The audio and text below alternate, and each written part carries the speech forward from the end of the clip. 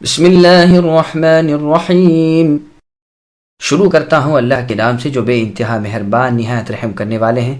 حامیم عین سین قاف كذلك يوحي إليك وإلى الذين من قبلك الله العزيز الحكيم له ما في السماوات وما في الأرض وهو العلي العظيم تكاد السماوات يتفطرن من فوقهن والملائكة يسبحون بحمد ربهم ويستغفرون لمن في الأرض ألا إن الله هو الغفور الرحيم والذين اتخذوا من دونه أولياء الله حفيظ عليهم وما أنت عليهم بوكيل۔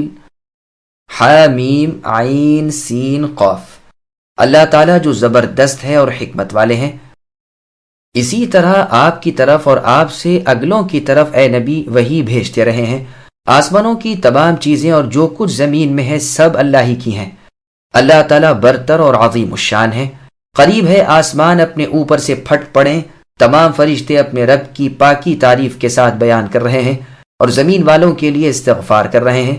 خوب سمجھ رکھو کہ اللہ تعالیٰ ہی معاف فرمانے والے رحمت کرنے والے ہیں۔ جن لوگوں نے اللہ کے سوا دوسروں کو کارساز بنا لیا ہے، اللہ تعالیٰ انہیں خوب دیکھ بھال رہے ہیں۔ اے نبی آپ ان کے ذمہ دار نہیں۔ سامعین اب ان آیتوں کی تفصیل سماعت کیجیے۔ حروف مقطعات کے متعلق بحث۔ حروف مقطعات کی بحث پہلے گزر چکی ہے۔ ابن جریر رحمہ اللہ نے یہاں پر ایک عجیب و غریب اثر وارد کیا ہے۔ اس میں ہے کہ ایک شخص ابن عباس رضی اللہ عنہما کے پاس آیا۔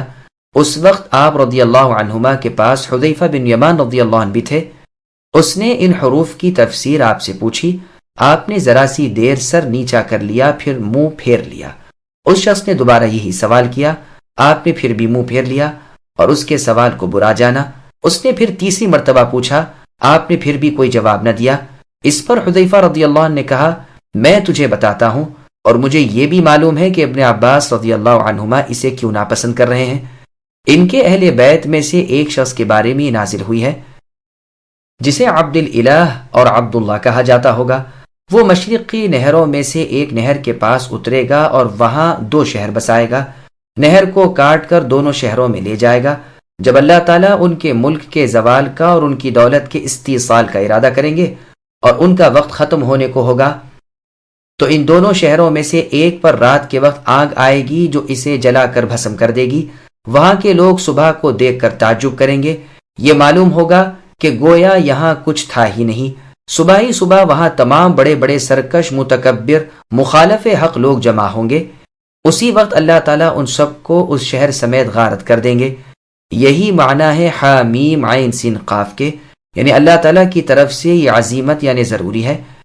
یہ فتنہ قضا کیا ہوا یعنی فیصل شدہ ہے۔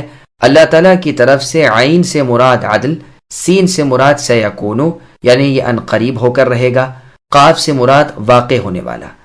ان دونوں شہروں میں اس سے بھی زیادہ غربت والی ایک اور روایت مسند حافظ ابو یعلا کی دوسری جلد میں مسند ابن عباس رضی اللہ عنہما میں ہے، جو مرفوع بھی ہے لیکن اس کی سند بالکل ضعیف ہے اور منقطع بھی ہے۔ صحیح بخاری میں ہے کہ حارث ابن ہشام رضی اللہ عنہ نے رسول اللہ سے سوال کیا کہ اللہ کے رسول آپ پر وحی کس طرح نازل ہوتی ہے؟ رسول اللہ نے فرمایا، کبھی تو گھنٹی کی مسلسل آواز کی طرح جو مجھ پر بہت بھاری پڑتی ہے، جب وہ ختم ہوتی ہے تو مجھے جو کچھ کہا گیا ہے وہ سب یاد ہوتا ہے، اور کبھی فرشتہ انسانی صورت میں میرے پاس آتا ہے، مجھ سے باتیں کرتا ہے اور جو وہ کہتا ہے میں اسے یاد رکھ لیتا ہوں۔ عائشہ صدیقہ رضی اللہ عنہ فرماتی ہیں کہ سخت جاڑوں کے دنوں میں بھی جب رسول اللہ پر وحی اترتی تھی تو شدت وحی سے رسول اللہ پانی پانی ہو جاتے تھے، یہاں تک کہ پیشانی سے پسینے کی بوندیں ٹپکنے لگتی تھیں۔ شرح صحیح بخاری کے شروع میں ہم کیفیت وحی پر مفصل کلام کر چکے ہیں، فالحمدللہ۔ پھر آگے اللہ تعالیٰ فرماتے ہیں کہ زمین و آسمان کی تمام مخلوق اللہ کی غلام ہے، اللہ کی ملکیت ہے، اللہ کے دباؤ تلے اور اللہ کے سامنے عاجز و مجبور ہے۔ وہ بلندیوں والے اور بڑائیوں والے ہیں، وہ بہت بڑے اور بہت بلند ہے، وہ اونچائی والے اور کبریائی والے ہیں۔ اللہ کی عظمت و جلالت کا یہ حال ہے کہ قریب ہے آسمان پھٹ پڑیں۔ فرشتے اللہ کی عظمت سے کپ کپائے ہوئے اللہ کی پاکی اور تعریف بیان کرتے رہتے ہیں اور زمین والوں کے لیے مغفرت تلاش کرتے رہتے ہیں۔ جیسے اللہ تعالیٰ نے سورہ مؤمن کی آیت نمبر 7 میں فرمایا الذین یحملون العرش ومن حولہ الآیہ، یعنی عرش کو اٹھانے والے فرشتے اور اس کے قرب و جوار کے فرشتے اپنے رب کی تسبیح اور حمد بیان کرتے رہتے ہیں، اللہ پر ایمان رکھتے ہیں اور ایمان والوں کے لیے استغفار کرتے رہتے ہیں کہ اے ہمارے رب، آپ نے اپنی رحمت و علم سے ہر چیز کو گھیر رکھا ہے، بس آپ انہیں بخش دیجئے جنہوں نے توبہ کی ہے اور آپ کے راستے کے تابع ہیں، انہیں عذاب جہنم سے بھی بچا لیجئے۔ پھر آگے اللہ نے فرمایا کہ اے نبی جان لیجئے اللہ بخشنے والے اور مہربان ہیں۔ پھر فرماتے ہیں کہ مشرکوں کے اعمال کی دیکھ بھال میں آپ خود کر رہا ہوں، انہیں خود ہی پورا پورا بدلہ دوں گا، آپ کا کام اے نبی صرف انہیں آگاہ کر دینا ہے، آپ ان پر کچھ داروغہ اور نگہبان تو نہیں۔ وَكَذَلِكَ أَوْحَيْنَا إِلَيْكَ قُرْآنًا عَرَبِيًّا لِتُنذِرَ أُمَّ الْقُرَى وَمَنْ حَوْلَهَا وَتُنذِرَ يَوْمَ الْجَمْعِ لَا رَيْبَ فِيهِ فَرِيقٌ فِي الْجَنَّةِ وَفَرِيقٌ فِي السَّعِيرِ وَلَوْ شَاءَ اللَّهُ لَجَعَلَهُمْ أُمَّةً وَاحِدَةً وَلَكِنْ يُدْخِلُ مَن يَشَاءُ فِي رَحْمَتِهِ والظالمون ما لهم من ولی ولا نصیر۔ اور اسی طرح ہم نے آپ کی طرف اے نبی عربی قرآن کی وحی کی ہے، اس لیے کہ آپ مکے والوں کو اور اس کے آس پاس کے لوگوں کو آگاہ کر دیں اور جمع ہو چکے دن سے جس کے آنے میں کوئی شک نہیں ڈرا دیں، ایک گروہ جنت میں ہوگا اور ایک جہنم میں ہوگا۔ اگر اللہ تعالیٰ چاہتے تو ان سب کو ایک ہی طریقے کا بنا دیتے، لیکن وہ جسے چاہتے ہیں اپنی رحمت میں داخل کر لیتے ہیں، اور ظالموں کا حامی اور مددگار کوئی نہیں۔ سامعین، اب آیتوں کی تفسیر سماعت کیجیے۔ مکہ مکرمہ کی فضیلت اور قیامت کا ذکر، یعنی جس طرح اے نبی آخر الزمان محمد صلی اللہ علیہ وسلم، آپ سے پہلے انبیاء پر وحی الہی آتی رہی، آپ پر بھی یہ قرآن وحی کے ذریعے نازل کیا گیا ہے۔ یہ عربی زبان میں بہت واضح، بالکل کھلا ہوا اور سلجھے ہوئے بیان والا ہے، تاکہ آپ شہر مکہ کے رہنے والوں کو اللہ کے احکام اور اللہ کے عذابوں سے آگاہ کر دیں۔ نیز تمام اطراف عالم کے آس پاس سے مراد مشرق و مغرب کی ہر سمت پر مکہ مکرمہ کو ام القریٰ اس لیے کہا گیا ہے کہ یہ تمام شہروں سے افضل و بہتر ہے۔ اس کے دلائل بہت سارے ہیں جو اپنی اپنی جگہ مذکور ہیں۔ ہاں، یہاں پر ایک دلیل جو مختصر بھی ہے اور صاف بھی ہے، سن لیجئے۔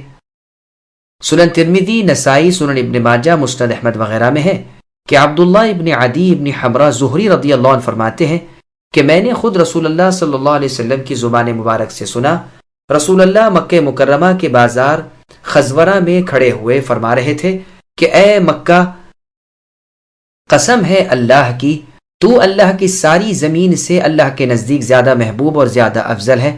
اگر میں تجھ میں سے نہ نکالا جاتا تو قسم ہے اللہ کی ہرگز تجھے نہ چھوڑتا۔ امام ترمذی رحمہ اللہ اس حدیث کو حسن صحیح فرماتے ہیں، اور اس لیے کہ اے نبی، آپ قیامت کے دن سے سب کو ڈرا دیں، جس دن تمام اول و آخر کے لوگ ایک میدان میں جمع ہوں گے، جس دن کے آنے میں کوئی شک و شبہ نہیں، جس دن کچھ لوگ جنتی ہوں گے اور کچھ جہنمی۔ یہ وہ دن ہوگا کہ جنتی نفع میں رہیں گے اور جہنمی گھاٹے میں۔ سورہ ہود کی آیت نمبر 103 میں اللہ نے فرمایا ذَلِكَ يَوْمٌ مَجْمُوعٌ لَهُ النَّاسِ، یعنی ان واقعات میں اس شخص کے لیے بڑی عبرت ہے جو آخرت کے عذاب سے ڈرتا ہو۔ آخرت کا وہ دن ہے جس میں تمام لوگ جمع کیے جائیں گے اور وہ سب کی حاضری کا دن ہے۔ ہم تو اسے تھوڑی سی مدت معلوم کے لیے مؤخر کیے ہوئے ہیں۔ اس دن کوئی شخص بغیر اللہ تعالیٰ کی اجازت کے بعد تک نہ کر سکے گا، پھر ان میں سے بعض تو بدقسمت ہوں گے اور بعض خوش نصیب۔ چنانچہ مسند احمد میں ہے کہ رسول اللہ صلی اللہ علیہ وسلم اپنے صحابہ رضی اللہ عنہم کے پاس ایک مرتبہ 2 کتابیں دونوں ہاتھوں میں لے کر آئے اور ہم سے پوچھا، جانتے ہو یہ کیا ہے؟ ہم نے کہا ہمیں تو خبر نہیں، آپ فرمائیے۔ رسول اللہ نے اپنی داہنے ہاتھ کی کتاب کی طرف اشارہ کر کے فرمایا، یہ رب العالمین کی کتاب ہے جس میں جنتیوں کے نام ہیں، مع ان کے والد کے اور ان کے قبیلے کے نام کے، اور آخر میں حساب کر کے میزان لگا دی گئی ہے، اب ان میں نہ ایک بڑھے نہ ایک گھٹے۔ پھر اپنے بائیں ہاتھ کی کتاب کی طرف اشارہ کر کے فرمایا، یہ دوزخیوں کے ناموں کا رجسٹر ہے، ان کے نام، ان کی ولدیت اور ان کی قوم سب اس میں لکھی ہوئی ہے۔ پھر آخر میں میزان لگا دی گئی ہے، ان میں بھی کمی بیشی ناممکن ہے۔ صحابہ رضی اللہ عنہم نے پوچھا، پھر ہمیں عمل کی کیا ضرورت ہے جبکہ سب لکھا جا چکا ہے؟ رسول اللہ نے یہ سن کر فرمایا ٹھیک ٹھاک رہو، بھلائی کی نزدیکی لیے رہو، اہل جنت کا خاتمہ نیکیوں اور بھلے احوال پر ہی ہوگا، گو وہ کیسے ہی اعمال کرتا ہو، اور اہل نار کا خاتمہ جہنمی اعمال پر ہی ہوگا، گو وہ کیسے ہی کاموں کا مرتکب رہا ہو۔ پھر رسول اللہ نے اپنی دونوں مٹھیاں بند کر لیں اور فرمایا تمہارے رب اللہ عز و جل بندوں کے فیصلوں سے فراغت حاصل کر چکے ہیں، ایک فرقہ جنت میں ہے اور ایک جہنم میں۔ اس کے ساتھ ہی آپ نے اپنے دائیں بائیں ہاتھوں سے اشارہ کیا گویا کوئی چیز پھینک رہے ہیں۔ یہ حدیث سنن ترمذی اور سنن نسائی میں ہے۔ بقول امام ترمذی رحمہ اللہ یہ حدیث حسن صحیح ہے۔ یہی حدیث اور کتابوں میں بھی ہے۔ کسی میں یہ بھی ہے کہ تمام عدل ہی عدل ہے۔ عبداللہ بن عمر رضی اللہ عنہما فرماتے ہیں اللہ تعالیٰ نے جب آدم علیہ السلام کو پیدا کیا اور ان کی تمام اولاد ان میں سے نکالی اور چوٹیوں کی طرح وہ میدان میں پھیل گئی تو اسے اپنی دونوں مٹھیوں میں لے لیا اور فرمایا ایک حصہ نیکوں کا دوسرا بدوں کا، پھر انہیں پھیلا دیا، دوبارہ انہیں سمیٹ لیا اور اسی طرح اپنی مٹھیوں میں لے کر فرمایا ایک حصہ جنتی اور دوسرا جہنمی۔ یہ روایت موقوف ہی ٹھیک ہے، یعنی ابن عمر رضی اللہ عنہما کا اپنا قول ہے، واللہ اعلم، لیکن حکم میں یہ نبی صلی اللہ علیہ وسلم کے فرمان کے مماثل ہے۔ مسند احمد کی حدیث میں ہے کہ ابو عبداللہ نامی صحابی بیمار تھے، ہم لوگ ان کی بیمار پرسی کے لیے گئے، دیکھا کہ رو رہے ہیں تو کہا کہ آپ کیوں روتے ہیں؟ آپ سے تو رسول اللہ نے فرمایا ہے کہ اپنی مونچھیں کم رکھا کرو یہاں تک کہ مجھ سے ملو۔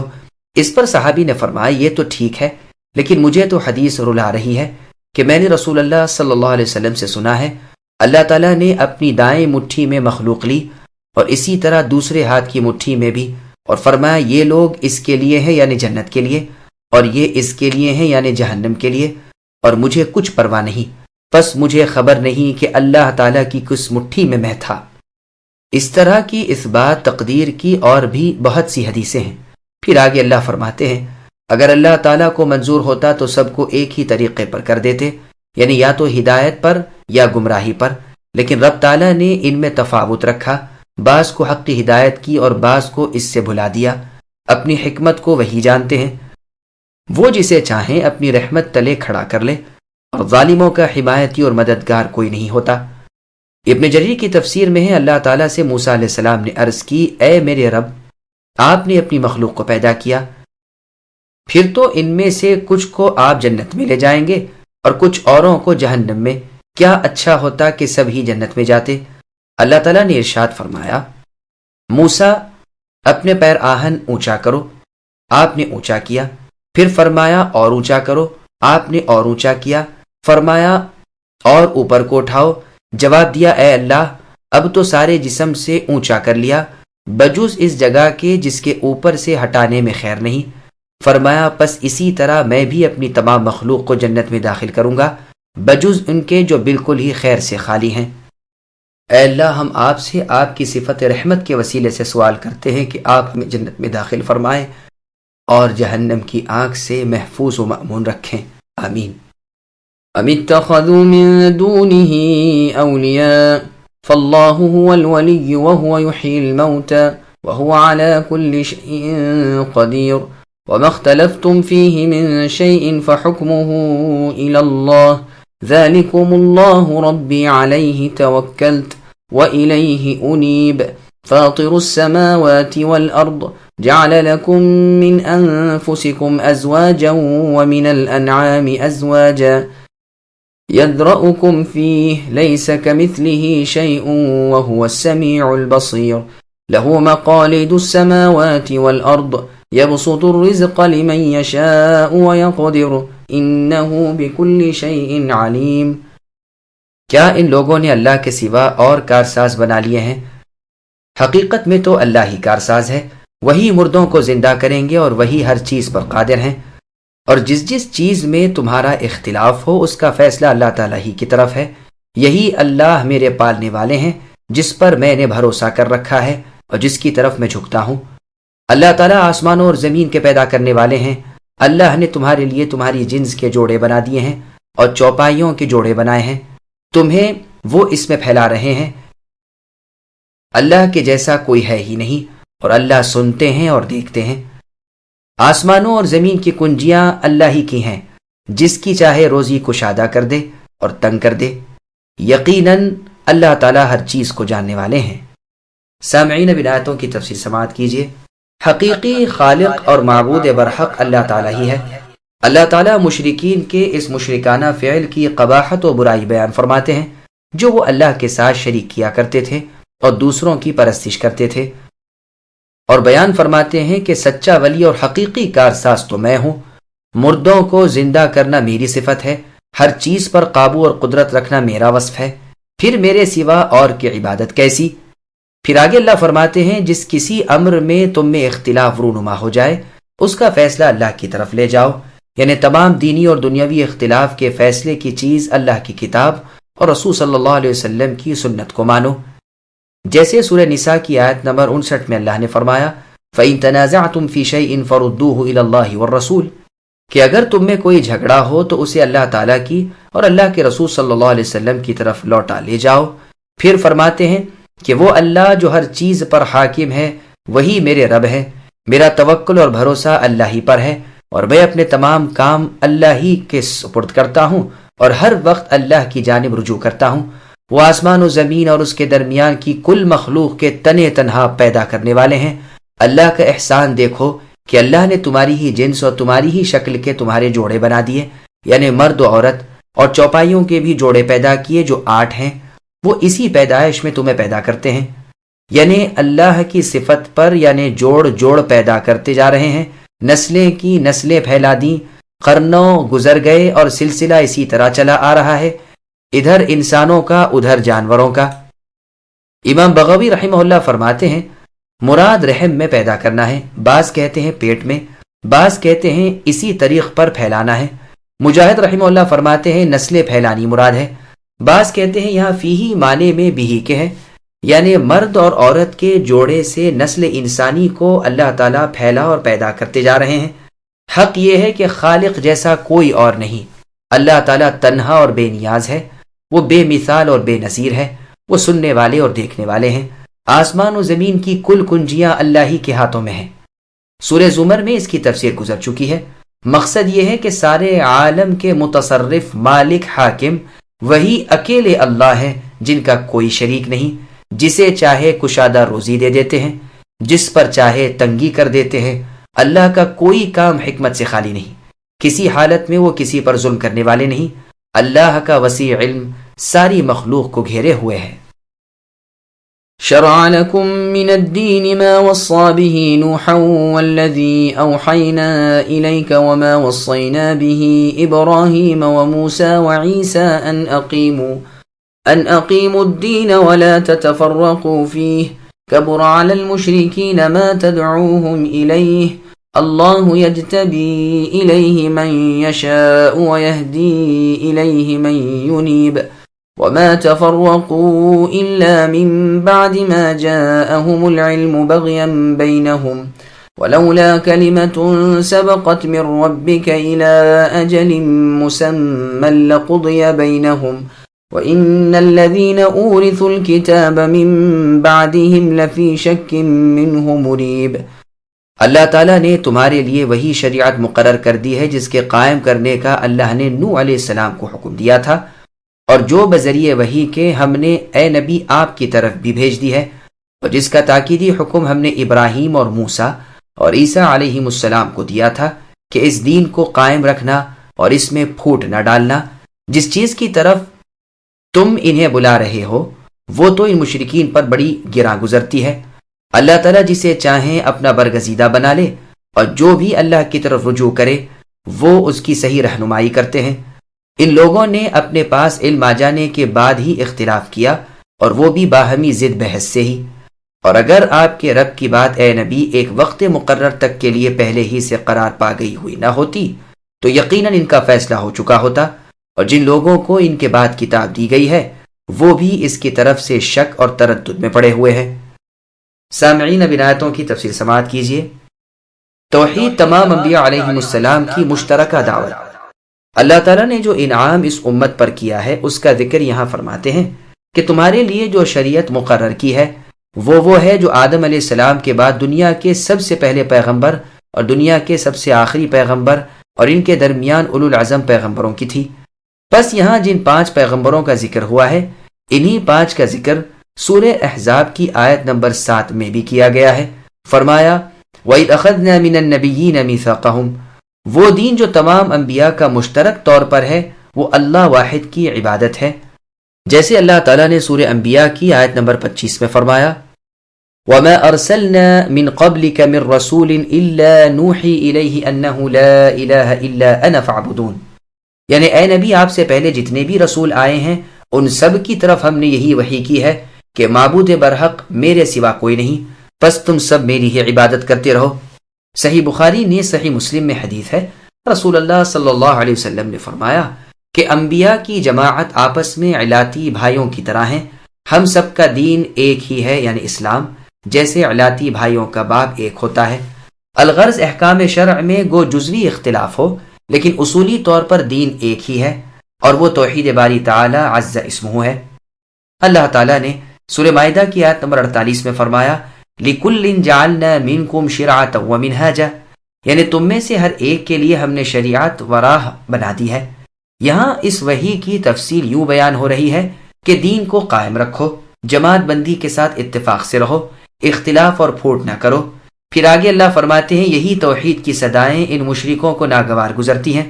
حق یہ ہے کہ ہدایت اللہ کے ہاتھ ہے، جو مستحق ہدایت ہوتا ہے وہ رب کی طرف رجوع کرتا ہے اور اللہ اس کا ہاتھ تھام کر ہدایت کے راستے پر لا کھڑا کرتے ہیں، اور جو از خود برے راستے کو اختیار کر لیتا ہے اور صاف راہ چھوڑ دیتا ہے اللہ تعالیٰ بھی اس کے ماتھے پر ضلالت لکھ دیتے ہیں۔ جب ان کے پاس حق آ گیا، حجت ان پر قائم ہو چکی، اس وقت آپس کی ضد بحث کی بنا پر آپس میں مختلف ہوئے۔ اگر قیامت کا دن حساب کتاب جزا سزا کے لیے مقرر شدہ نہ ہوتا تو ان کے ہر بد عمل کی سزا انہیں یہی دنیا میں اسی وقت مل جایا کرتی۔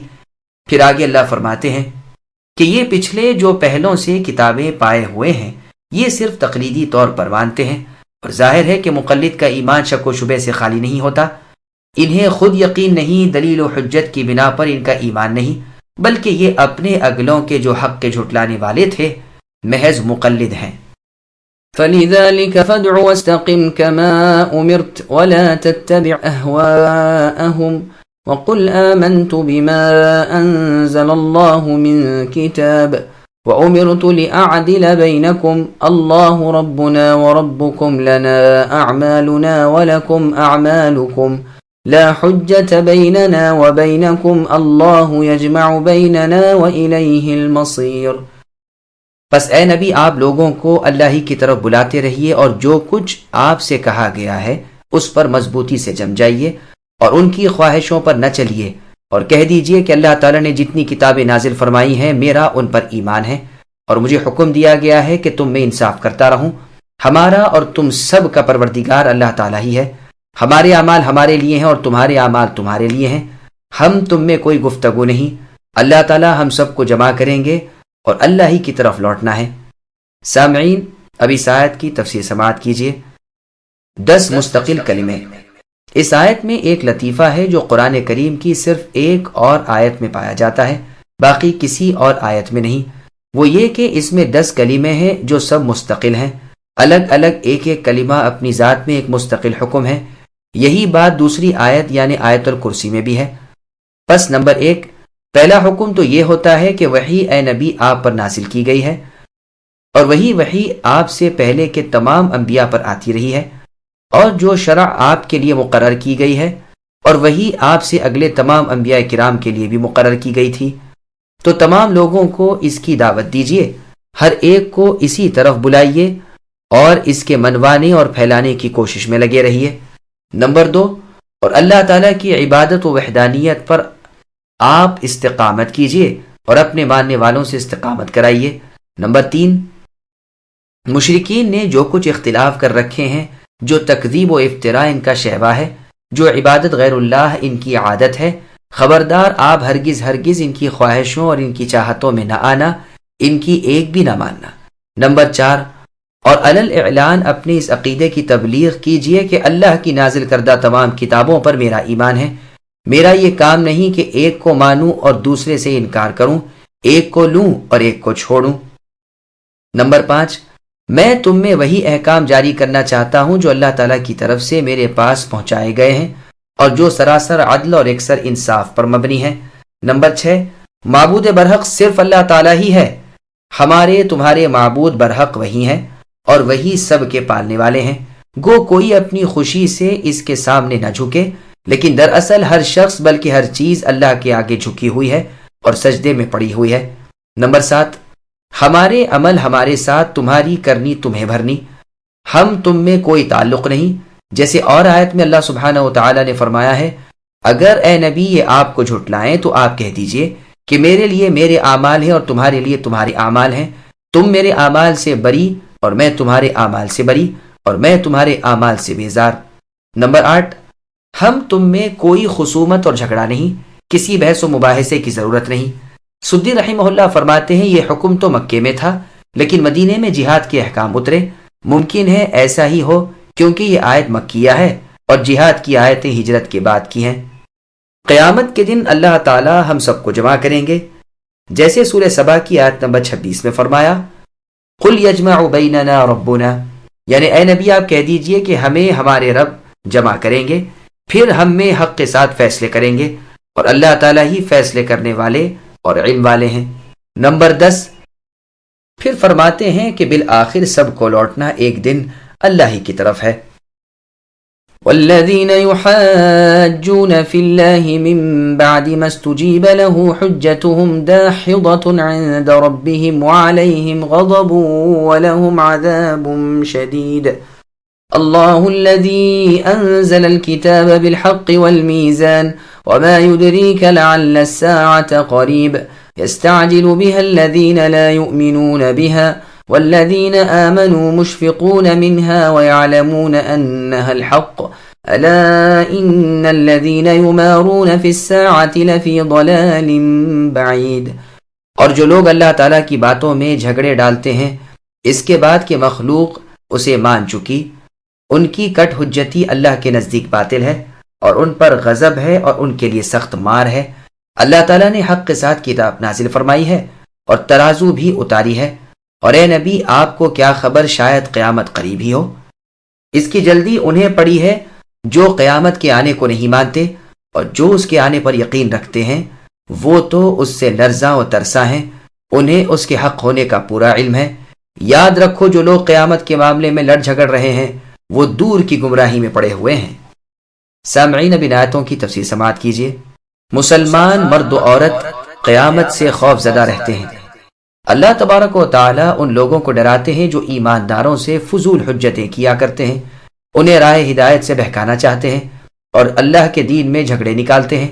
ان کی حجت باطل ہے، ان پر پروردگار غضبناک ہے اور انہیں قیامت کے روز سخت ناقابل برداشت مار ماری جائے گی۔ ان کی طمع پوری ہونی یعنی مسلمانوں میں پھر دوبارہ جاہلیت کی خوبو آنی محال ہے۔ ٹھیک اسی طرح یہود و نصارہ کا بھی جادو نہیں چلنے دے گا۔ ناممکن ہے کہ مسلمان ان کے موجودہ دین کو اپنے سچے سچے اصلی اور بے ملونی کے دین پر ترجیح دیں اور اس دین کو لیں جس میں جھوٹ ملا ہوا ہے، جو محرف و مبدل ہے۔ پھر آگے اللہ فرماتے ہیں، اللہ تعالیٰ نے حق کے ساتھ کتاب نازل فرمائی اور عدل و انصاف اتارا، جیسا کہ اللہ نے سورہ حدید کی آیت نمبر 25 میں فرمایا، لقد ارسلنا رسولنا بالبینات، یعنی ہم نے اپنے رسولوں کو ظاہر دلیلوں کے ساتھ بھیجا اور ان کے ہمراہ کتاب اور میزان اتارا تاکہ لوگ انصاف پر قائم ہو جائیں۔ اور سورہ رحمان کی آیت نمبر 7 میں فرمایا، والسماء رفعها ووضع الميزان، یعنی آسمان کو اللہ ہی نے اونچا کیا اور ترازو کو اللہ ہی نے رکھا تاکہ تم تولنے میں کمی بیشی نہ کرو اور انصاف کے ساتھ وزن کو ٹھیک رکھو اور تول کو مت گھٹاؤ۔ پھر آگے اللہ فرماتے ہیں کہ آپ اے نبی نہیں جان سکتے کہ قیامت بالکل قریب ہے، اس میں خوف اور لالچ دونوں ہی ہیں اور اس میں دنیا سے بے رغبت کرنا بھی مقصود ہے۔ پھر فرمایا، قیامت کے دن کے منکر تو جلدی مچا رہے ہیں کہ قیامت کیوں نہیں آتی۔ وہ کہتے ہیں کہ اگر سچے ہو تو قیامت قائم کر دو، کیونکہ ان کے نزدیک قیامت کا ہونا محال ہے، لیکن ان کے برخلاف ایماندار اس سے کانپ رہے ہیں کیونکہ ان کا عقیدہ ہے کہ روز جزا کا آنا ضروری اور حتمی ہے۔ یہ اس سے ڈر کر وہ اعمال بجا لا رہے ہیں جو انہیں اس روز کام دیں۔ بخاری اور مسلم میں ایک حدیث ہے جو تقریباً تواتر کے درجے کو پہنچی ہوئی ہے کہ ایک شخص نے بلند آواز سے رسول اللہ صلی اللہ علیہ وسلم سے دریافت کیا کہ اے اللہ کے رسول، قیامت کب ہوگی؟ یہ واقعہ سفر کا ہے۔ وہ رسول اللہ سے کچھ دور تھے۔ رسول اللہ نے فرمایا، ہاں وہ یقیناً آنے والی ہے، تم بتاؤ کہ تم نے اس کے لیے کیا تیاری کر رکھی ہے؟ اس نے کہا، اللہ تعالیٰ اور اس کے رسول کی محبت۔ رسول اللہ نے فرمایا، تم ان کے ساتھ ہوگے جن سے تم کو محبت ہے۔ اور بخاری ہی کی نیز مسلم کی ایک اور حدیث میں ہے، رسول اللہ کا فرمان ہے کہ ہر شخص اس کے ساتھ ہوگا جس سے وہ محبت رکھتا تھا۔ یہ حدیث یقیناً متواتر ہے۔ الغرض رسول اللہ نے اس سوال کے جواب میں قیامت کے وقت کی تعیین نہیں کی، بلکہ سائل کو اس دن کے لیے تیاری کرنے کو فرمایا۔ پس قیامت کے آنے کے وقت کا علم بجز اللہ تعالیٰ کے کسی اور کو نہیں۔ پھر آگے اللہ فرماتے ہیں کہ قیامت کے آنے میں جو لوگ جھگڑ رہے ہیں اور اس کے منکر ہیں اور اسے محال جانتے ہیں، وہ لوگ نرے جاہل ہیں، سچی سمجھ صحیح عقل سے دور پڑے ہوئے ہیں، سیدھے راستے سے بھٹک کر بہت دور نکل گئے ہیں۔ تعجب ہے کہ زمین و آسمان کا ابتدائی خالق اللہ تعالیٰ کو مانے اور انسان کو مار ڈالنے کے بعد دوبارہ زندہ کر دینے پر اللہ کو قادر نہ جانے، جس نے بغیر کسی نمونے کے اور بغیر کسی جز کے ابتداءً اسے پیدا کر دیا، تو دوبارہ جبکہ اس کے اجزاء بھی کسی نہ کسی صورت میں کچھ نہ کچھ موجود ہیں، اسے پیدا کرنا اللہ پر کیوں کر مشکل ہے؟ یہ بالکل آسان ہے، بلکہ عقل سلیم بھی تسلیم کرتی ہے کہ اب تو اور بھی آسان ہے۔ اللہ لطیف بعباده يرزق من يشاء وهو القوي العزيز من كان يريد حرث الآخرة نزد له في حرثه ومن كان يريد حرث الدنيا نؤته منها وما له في الآخرة من نصيب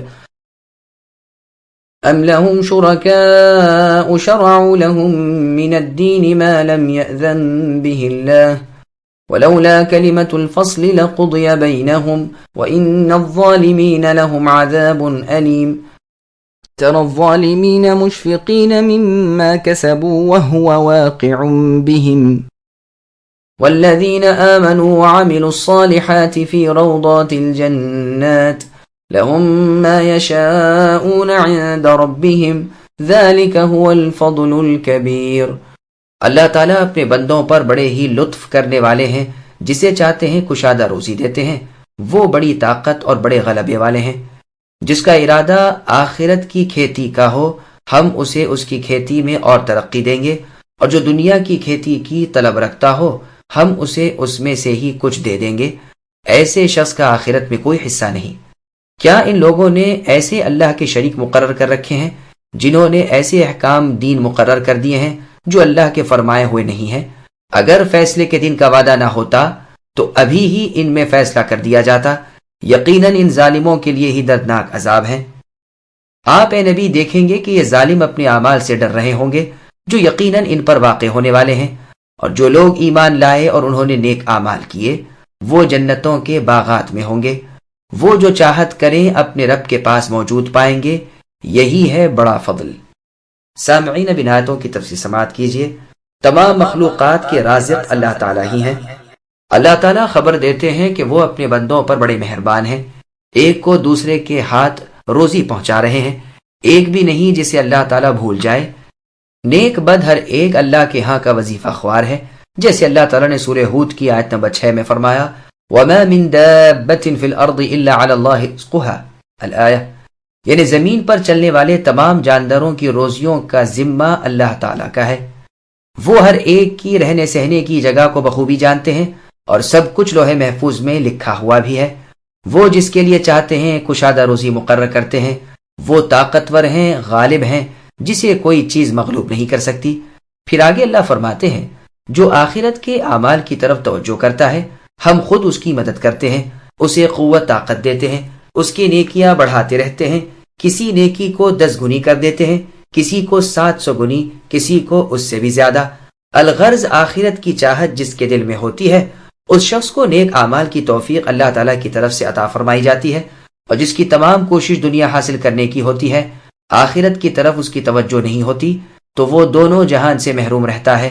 دنیا کا ملنا اللہ تعالیٰ کے ارادے پر موقوف ہے، ممکن ہے وہ ہزاروں جتن کرے اور دنیا سے بھی محروم رہ جائے۔ بدنیتی کے باعث عقبہ یعنی آخری انجام تو برباد کر ہی چکا تھا، دنیا بھی نہ ملی تو دنیا جہان سے گیا گزرا، اور اگر تھوڑی سی دنیا مل بھی گئی تو کیا، دنیا کا طالب اور آخرت کو چاہنے والا۔ چنانچہ دوسری آیت میں اس مضمون کو مقید بیان کیا گیا ہے۔ اللہ تعالیٰ سورہ بنی اسرائیل کی آیت نمبر 18 میں فرماتے ہیں من كان يريد العاجلة عجلنا له فيها ما نشاء لمن نريد الآیہ، یعنی جو شخص دنیا طلب ہوگا ایسوں میں سے ہم جسے چاہیں اور جتنا چاہیں دے دیں گے، پھر اس کے لیے جہنم تجویز کریں گے جس میں وہ بدحال اور راندہ درگاہ ہو کر داخل ہوگا، اور جو آخرت کی طلب کرے گا اور اس کے لیے کوشش کرنی چاہیے کرے گا اور ہوگا بھی وہ با ایمان، تو ناممکن ہے کہ ایسوں کی کوشش کی قدردانی نہ کی جائے۔ دنیاوی بخشش و عطا تو عام ہے، اس سے ان کی سب کی امداد ہم کیا کرتے ہیں، اور آپ کے رب کی یہ دنیاوی عطا کسی پر بند نہیں۔ خود دیکھ لیجئے کہ ہم نے ایک کو دوسرے پر کس طرح فوقیت دے رکھی ہے۔ یقین مانو کہ درجوں کے اعتبار سے بھی اور افضلیت کی حیثیت سے بھی آخرت بہت بڑی ہے۔ چنانچہ مسند احمد، نیز مستدرک حاکم اور صحیح ابن حبان میں ہے، رسول اللہ صلی اللہ علیہ وسلم فرماتے ہیں کہ اس امت کو برتری اور بلندی کی، نصرت اور سلطنت کی خوشخبری ہو۔ ان میں سے جو شخص دینی عمل دنیا کے لیے کرے گا اسے آخرت میں کوئی حصہ نہ ملے گا۔ پھر آگے اللہ فرماتے ہیں کہ یہ مشرکین اللہ کے دین کی تو پیروی کرتے نہیں، بلکہ جن شیاطین اور انسانوں کو انہوں نے اپنا بڑا سمجھ رکھا ہے، یہ جو احکام انہیں بتاتے ہیں یہ انہی احکام کے مجموعے کو دین سمجھتے ہیں۔ حلال و حرام اپنے ان بڑوں کے کہنے پر سمجھتے ہیں، عبادتوں کے طریقے انہی کے ایجاد کردہ ہیں جو یہ برت رہے ہیں۔ اسی طرح مال کے احکام بھی از خود تراشیدہ ہیں جنہیں شرعی سمجھ بیٹھے ہیں۔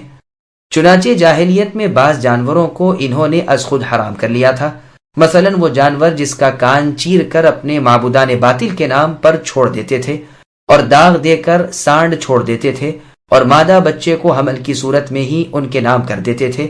جس اونٹ سے 10 بچے حاصل کر لیں اسے ان کے نام چھوڑ دیتے تھے، پھر انہیں ان کی تعظیم کے خیال سے اپنے اوپر حرام سمجھتے تھے، اور بعض چیزوں کو حلال کر لیا تھا، جیسے مردار کا کھانا، خون کا کھانا پینا اور جوئے کا کھیلنا۔ چنانچہ صحیح بخاری اور مسلم میں ہے، رسول اللہ صلی اللہ علیہ وسلم نے فرمایا میں نے عمرو بن لحی بن قمعہ کو دیکھا کہ وہ جہنم میں اپنی آنتیں گھسیٹ رہا تھا۔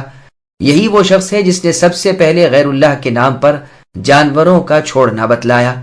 یہ شخص خزاعہ کے بادشاہوں میں سے ایک تھا، اسی نے سب سے پہلے ان کاموں کی ایجاد کی تھی جو جاہلیت کے عربوں میں مروج تھے۔ اسی نے قریشیوں کو بت پرستی میں ڈال دیا۔ اللہ تعالیٰ اس پر اپنی پھٹکار نازل فرمائے۔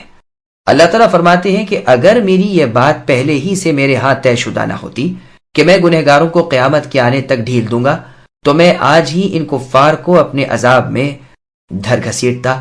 اب انہیں قیامت کے دن جہنم کے المناک اور بڑے سخت عذاب ہوں گے۔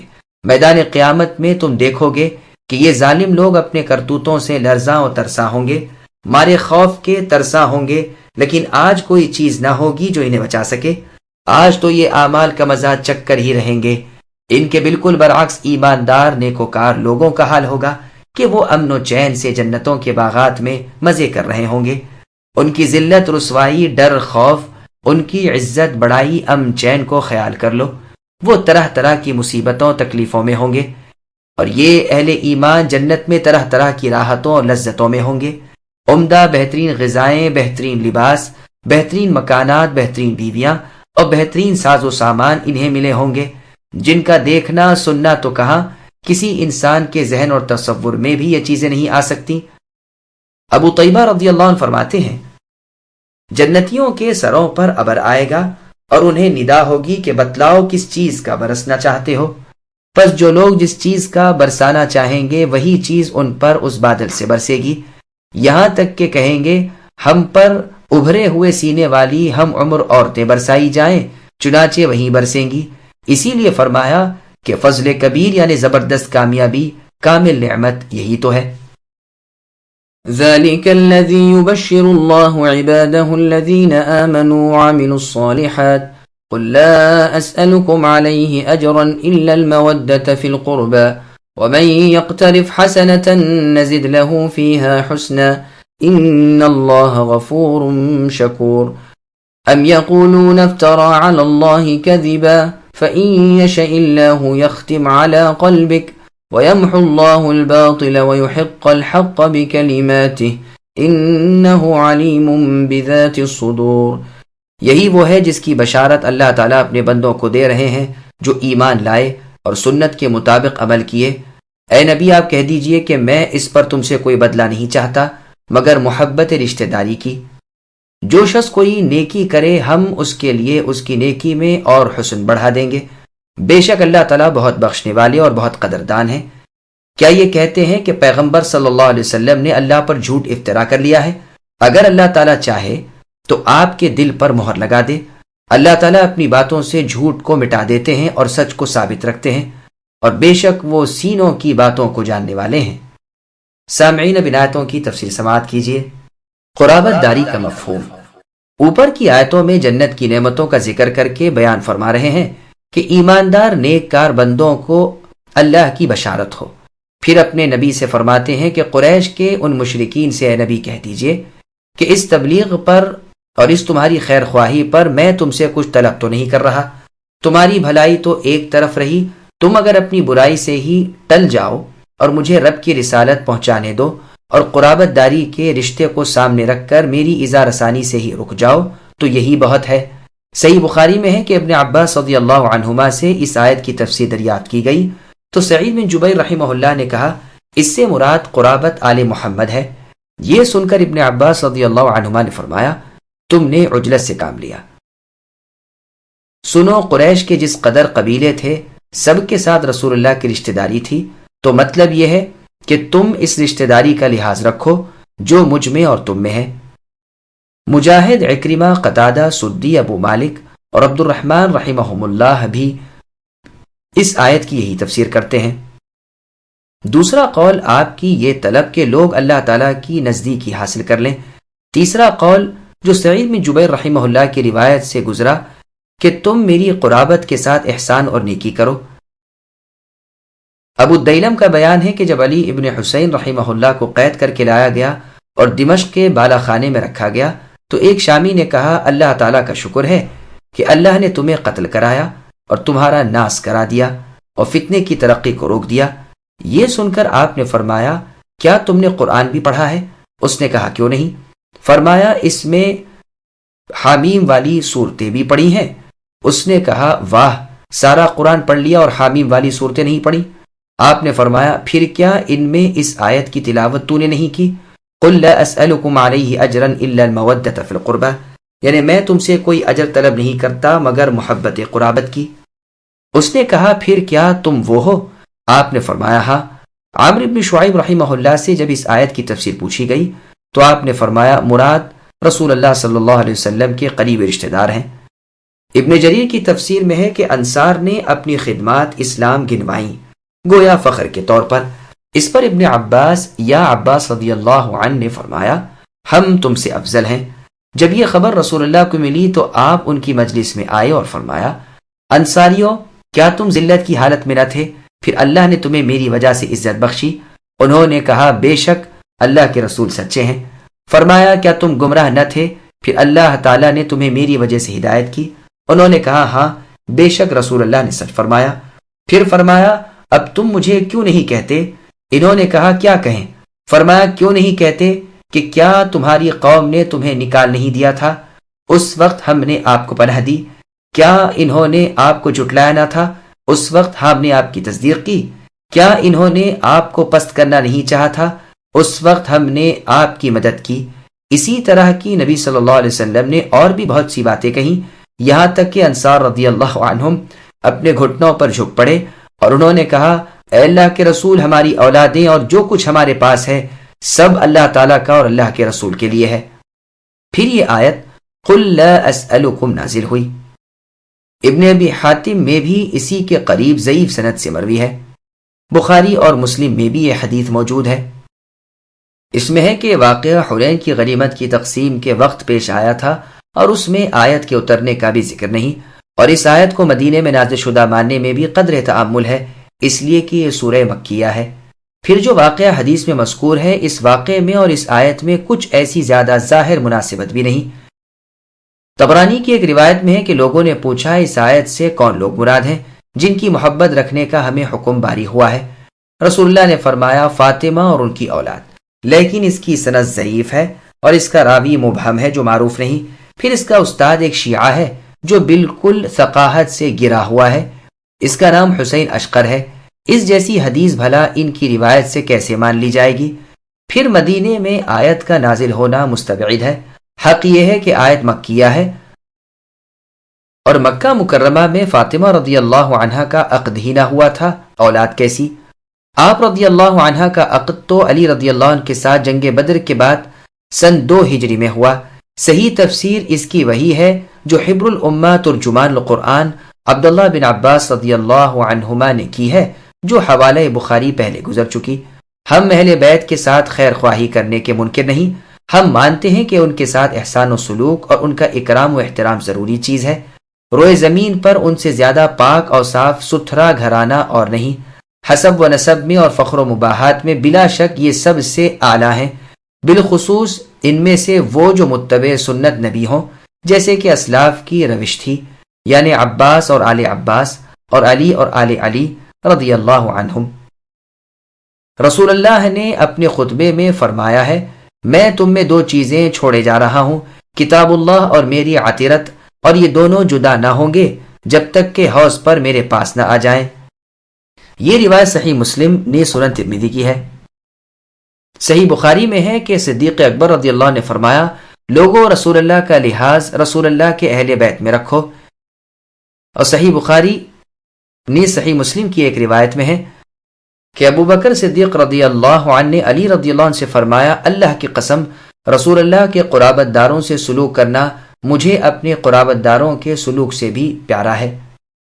سیرت ابن ہشام میں ہے کہ عمر فاروق رضی اللہ عنہ نے عباس رضی اللہ عنہ سے فرمایا اللہ کی قسم تمہارا اسلام لانا مجھے اپنے والد خطاب کے اسلام لانے سے بھی زیادہ اچھا لگا، اس لیے کہ تمہارا اسلام رسول اللہ کو میرے والد خطاب کے اسلام سے زیادہ محبوب تھا۔ بس اسلام کے ان 2 چمکتے ستاروں کا، مسلمانوں کے ان دونوں سیدوں کا جو معاملہ آل رسول اور اقربا پیغمبر کے ساتھ تھا، وہی عزت و محبت کا معاملہ مسلمانوں کو رسول اللہ کے اہل بیت اور قرابت داروں سے رکھنا چاہیے، کیونکہ نبیوں اور رسولوں کے بعد تمام دنیا سے افضل یہی دونوں بزرگ خلیفہ رسول تھے۔ پس مسلمانوں کو ان کی پیروی کر کے رسول اللہ کے اہل بیت اور کنب قبیلے کے ساتھ حسن عقیدت سے پیش آنا چاہیے۔ اللہ تعالیٰ ان دونوں خلیفہ ابو بکر و عمر رضی اللہ عنہم اور اہل بیت سے اور رسول اللہ کے کل صحابہ رضی اللہ عنہم سے خوش ہو جائے اور سب کو اپنی رضامندی میں لے لے۔ صحیح مسلم وغیرہ میں حدیث ہے کہ یزید ابن حیان اور حسین ابن میسرہ اور عمر ابن مسلم یہ تینوں حضرات زید ابن ارقم رضی اللہ عنہ کے پاس گئے۔ حسین رحمہ اللہ نے کہا کہ اے زید آپ کو تو بڑی بڑی خیر و برکت مل گئی، آپ نے اللہ تعالیٰ کے نبی محمد صلی اللہ علیہ وسلم کو اپنی آنکھوں سے دیکھا، آپ نے اللہ تعالیٰ کے پیغمبر نبی صلی اللہ علیہ وسلم کی باتیں اپنے کانوں سے سنی، آپ کے ساتھ جہاد کیے، آپ کے ساتھ نمازیں پڑھی، حق تو یہ ہے کہ بڑی بڑی فضیلتیں آپ نے سمیٹ لیں، اچھا اب کوئی حدیث ہمیں بھی تو سنائیے۔ اس پر زید ابن ارقم رضی اللہ عنہ نے فرمایا میرے بھتیجوں سنو، میری عمر اب بڑی ہو گئی، رسول اللہ کی رحلت کو عرصہ گزر چکا، بعض چیزیں ذہن میں محفوظ بھی نہیں رہیں، اب تو یہی رکھو جو از خود سنا دوں اسے مان لیا کرو، ورنہ مجھے تکلیف نہ دو کہ تکلف سے بیان کرنا پڑے۔ اہل بیت کی فضیلت۔ پھر رسول اللہ صلی اللہ علیہ وسلم نے فرمایا کہ مکے اور مدینے کے درمیان پانی کی جگہ کے پاس جسے خم کہا جاتا تھا، کھڑے ہو کر اللہ تعالیٰ کے رسول نے ہمیں یہ خطبہ سنایا، اللہ تعالیٰ کی حمد و ثنا کی، واز و پند کیا، پھر فرمایا لوگو میں ایک انسان ہوں، کیا عجب کہ ابھی ابھی میرے پاس اللہ تعالیٰ کا بھیجا ہوا پیغمبر فرشتہ آ جائے اور میں اس کی مان لوں۔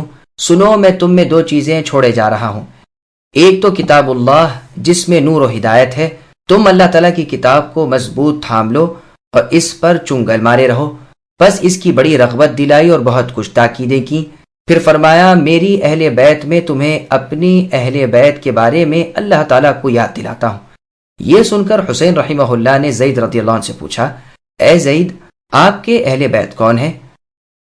کیا آپ کی بیویاں اہل بیت میں داخل نہیں؟ فرمایا بے شک آپ کی بیویاں بھی آپ کے اہل بیت میں ہیں، لیکن آپ کے اہل بیت وہ ہیں جن پر رسول اللہ کے بعد صدقہ حرام ہے۔ پوچھا وہ کون ہے؟ فرمایا آل علی، آل عقیل، آل جعفر، آل عباس۔ پوچھا کیا ان سب پر صدقہ حرام ہے؟ فرمایا ہاں۔ یہ روایت مسند احمد میں بھی ہے، نیز مسلم میں بھی۔ سنن ترمذی میں ہے، رسول اللہ نے فرمایا میں تم میں ایسی چیز چھوڑے جا رہا ہوں کہ اگر تم اسے مضبوط تھامے رہو تو بہکو گے نہیں، ایک دوسری سے زیادہ عظمت والی ہے۔ کتاب اللہ جو اللہ تعالیٰ کی طرف سے ایک لٹکائی ہوئی رسی ہے جو آسمان سے زمین تک آئی ہے، اور دوسری چیز میری عطیرت یعنی میرے اہل بیت ہے، اور یہ دونوں جدا نہ ہوں گی یہاں تک کہ دونوں میرے پاس حوض کوثر پر آئیں، پس دیکھ لو کہ میرے بعد کس طرح ان میں میری جانشینی کرتے ہو۔ امام ترمذی رحمہ اللہ فرماتے ہیں کہ یہ حسن صحیح غریب حدیث ہے، صرف ترمذی ہی میں یہ روایت ہے۔ ترمذی میں جابر بن عبداللہ رضی اللہ عنہما کی روایت سے ترمذی میں ہے کہ عرفے والے دن رسول اللہ نے اپنی اونٹنی پر سوار ہو کر، جسے قصوہ کہا جاتا تھا، خطبہ دیا، جس میں فرمایا لوگو میں تم میں ایسی چیز چھوڑے جا رہا ہوں کہ اگر تم اسے لیے رہے تو ہرگز گمراہ نہیں ہوں گے، ایک کتاب اللہ اور میری عطیرت اہل بیت۔ ترمذی کی اور روایت میں ہے کہ اللہ کی نعمتوں کو مد نظر رکھ کر تم لوگ اللہ تعالیٰ سے محبت رکھو، اور اللہ تعالیٰ کی محبت کی وجہ سے مجھ سے محبت رکھو، اور میری محبت کی وجہ سے میری اہل بیت سے محبت رکھو۔ اسی مضمون کی اور احادیث ہم نے انما یرید اللہ لیذھب عنکم الرجس اہل البیت یعنی سورہ احزاب کی آیت نمبر 33 کی تفسیر میں وارد کر دی ہیں، یہاں ان کے دہرانے کی ضرورت نہیں، فالحمدللہ۔ پھر آگے اللہ فرماتے ہیں جو نیک عمل کرے ہم اس کا ثواب اور بڑھا دیتے ہیں، جیسے اور آیت میں فرمایا اللہ تعالیٰ ایک ذرے کے برابر ظلم نہیں کرتے، اگر نیکی ہو تو اور بڑھا دیتے ہیں، اور اپنے پاس سے اجر عظیم عنایت فرماتے ہیں۔ بعض سلف کا قول ہے کہ نیکی کا ثواب اس کے بعد نیکی ہے اور برائی کا بدلہ اس کے بعد برائی ہے۔ پھر فرمان ہوا کہ اللہ تعالیٰ گناہوں کو بخشنے والے ہیں اور نیکیوں کی قدردانی کرنے والے ہیں، انہیں بڑھا چڑھا کر دیتے ہیں۔ پھر فرماتے ہیں کہ یہ جاہل کفار جو کہتے ہیں کہ قرآن اے نبی آپ ہی نے گھڑ لیا ہے اور اللہ تعالیٰ کے نام لگا دیا ہے، ایسا نہیں، اگر ہوتا تو اللہ تعالیٰ آپ کے دل پر مہر لگا دیتے اور آپ کو کچھ یاد نہ رہتا، جیسے اللہ نے سورہ حاقہ کی آیت نمبر 44 میں فرمایا وَلَوْ تَقَوَّلَ عَلَيْنَا بَعْضَ الْأَقَاوِيلِ الآیات، یعنی اگر یہ ہمارے رسول ہماری ذمے کچھ باتیں لگا دیتے تو ہم ان کا داہنا ہاتھ پکڑ کر ان کے دل کی رگ کاٹ ڈالتے، اور تم میں سے کوئی انہیں اس سزا سے نہ بچا سکتا، یعنی یہ بھی اگر ہمارے کلام میں کچھ بھی زیادتی کرتے، جیسا کہ تم کو اے کفارو یہ دعویٰ ہے، یہ زام تم لیے بیٹھے ہو، تو ایسا انتقام لیتے کہ دنیا کی کوئی ہستی اسے نہ بچا سکتی۔ اس کے بعد کا جملہ یمحو اللہ یختم پر معطوف نہیں بلکہ مبتدا ہے، اور مبتدا ہونے کی وجہ سے مرفوع ہے، یختم پر عطف نہیں جو مجزوم ہو۔ واو کا کتابت میں نہ آنا یہ صرف امام کے رسم الخط کی موافقت کی وجہ سے ہے، جیسے سورہ علق کی آیت نمبر 17 میں ہے سندع الزبانیہ، اس میں واو لکھنے میں نہیں آئی، اور سورہ بنی اسرائیل کی آیت نمبر 11 یدعو الانسان بالشر میں واو نہیں لکھی گئی۔ ہاں اس کے بعد کے جملے وَيُحِقُّ الْحَقَّ کا عطف یمحو اللہ پر ہے، یعنی اللہ تعالی حق کو واضح اور مبین کر دیتے ہیں اپنے کلمات سے، یعنی دلائل بیان فرما کر، حجت پیش کر کے۔ وہ خوب علم والے ہیں، دیکھنے والے ہیں، دلوں کے راز، سینوں کے بھید اللہ پر کھلے ہوئے ہیں۔ وَهُوَ الَّذِي يَقْبَلُ التَّوْبَةَ عَنْ عِبَادِهِ وَيَعْفُو عَنْ السَّيِّئَاتِ وَيَعْلَمُ مَا تَفْعَلُونَ وَيَسْتَجِيبُ الَّذِينَ آمَنُوا وَعَمِلُوا الصَّالِحَاتِ وَيَزِيدُهُم مِّن فَضْلِهِ وَالْكَافِرُونَ لَهُمْ عَذَابٌ شَدِيدٌ وَلَوْ بَسَطَ اللَّهُ الرِّزْقَ لِعِبَادِهِ لَبَغَوْا فِي الْأَرْضِ وَلَكِن يُنَزِّلُ بِقَدَرٍ مَّا يَشَاءُ إِنَّهُ بِعِبَادِهِ خَبِيرٌ بَصِيرٌ وَهُوَ الَّذِي يُنَزِّلُ الْغَيْثَ مِن بَعْدِ مَا قَنَطُوا وَيَنشُرُ رَحْمَتَهُ وَهُوَ الْوَلِيُّ الْحَمِيدُ، اور اللہ ہی تو ہے جو اپنے بندوں کی توبہ قبول فرماتے ہیں اور گناہوں سے درگزر فرماتے ہیں، اور جو کچھ تم کر رہے ہو سب جانتے ہیں۔ ایمان والوں اور نیک کار لوگوں کی سنتے ہیں اور انہیں اپنے فضل سے اور زیادتی عطا فرماتے ہیں، اور کفار کے لیے سخت مار ہے۔ اگر اللہ تعالیٰ اپنے سب بندوں کی روزی فراخ کر دیتے تو وہ زمین میں فساد برپا کر دیتے، لیکن وہ اندازے کے ساتھ جو کچھ چاہتے ہیں نازل فرماتے ہیں۔ وہ اپنے بندوں سے پوری طرح خبردار ہیں اور خوب دیکھنے والے ہیں۔ وہی ہے جو لوگوں کے نا امید ہو جانے کے بعد بارش برساتے ہیں اور اپنی رحمت پھیلا دیتے ہیں۔ وہی ہے کارساز اور قابل حمد و ثنا۔ سامعین، اب آیتوں کی تفسیر سماعت کیجیے۔ سچی توبہ گناہوں کو مٹا دیتی ہے۔ اللہ تعالیٰ اپنا احسان اور اپنا کرم بیان فرماتے ہیں کہ وہ اپنے غلاموں پر اس قدر مہربان ہیں کہ بد سے بد گنہگار بھی جب اپنی بد کرداری سے باز آئے اور خلوص کے ساتھ اللہ کے سامنے جھکے اور سچے دل سے توبہ کرے تو وہ اپنے کرم و رحم سے اس کی پردہ پوشی کرتے ہیں، اس کے گناہ معاف فرما دیتے ہیں اور اپنا فضل اس کے شامل حال کر دیتے ہیں، جیسے اللہ تعالیٰ نے سورہ نساء کی آیت نمبر 110 میں فرمایا وَمَن يَعْمَلْ سُوءًا أَوْ يَظْلِمْ نَفْسَهُ الآیہ، یعنی جو شخص بد عملی کرے یا اپنی جان پر ظلم کرے پھر اللہ تعالیٰ سے بخشش طلب کرے تو وہ اللہ تعالیٰ کو بخشنے والے اور مہربان پائے گا۔ صحیح مسلم میں ہے، اللہ کے رسول نے فرمایا اللہ تعالیٰ اپنے بندے کی توبہ سے اس سے زیادہ خوش ہوتے ہیں جس کی اونٹنی جنگل بیابان میں گم ہو گئی ہو، جس پر اس کا کھانا پینا بھی ہو، یہ اس کی جستجو کر کے عاجز آ کر درخت تلے پڑا رہا اور اپنی جان سے بھی ہاتھ دھو بیٹھا، اونٹنی سے بالکل مایوس ہو گیا کہ یکایک وہ دیکھتا ہے کہ اونٹنی اس کے پاس ہی کھڑی ہے، یہ فوراً ہی اٹھ بیٹھتا ہے، اس کی نکیل تھام لیتا ہے اور اس قدر خوش ہوتا ہے کہ بے تحاشا اس کی زبان سے نکل جاتا ہے کہ اے اللہ، بے شک آپ میرے غلام اور میں آپ کا رب ہوں۔ وہ اپنی خوشی کی وجہ سے خطا کر جاتا ہے۔ تفسیر ابن جریر طبری میں ابن مسعود رضی اللہ عنہ سے مروی ہے کہ جب یہ مسئلہ ان سے پوچھا گیا کہ ایک شخص ایک عورت سے برا کام کرتا ہے یعنی اس کے ساتھ بدکاری کرتا ہے پھر اس سے نکاح کر سکتا ہے یا نہیں، آپ نے فرمایا نکاح میں کوئی حرج نہیں۔ پھر آپ نے یہی آیت پڑھی توبہ تو مستقبل کے لیے قبول ہوتی ہے اور برائیاں گزشتہ معاف کر دی جاتی ہیں، تمہارے ہر قول و فعل اور ہر عمل کا اللہ کو علم ہے، باوجود اس کے کہ جھکنے والے کی طرف اللہ تعالیٰ مائل ہوتے ہیں اور قبول فرما لیتے ہیں۔ وہ ایمان والوں اور نیک کاروں کی دعا قبول فرماتے ہیں، وہ خود اپنے لیے دعا کریں خواہ دوسروں کے لیے۔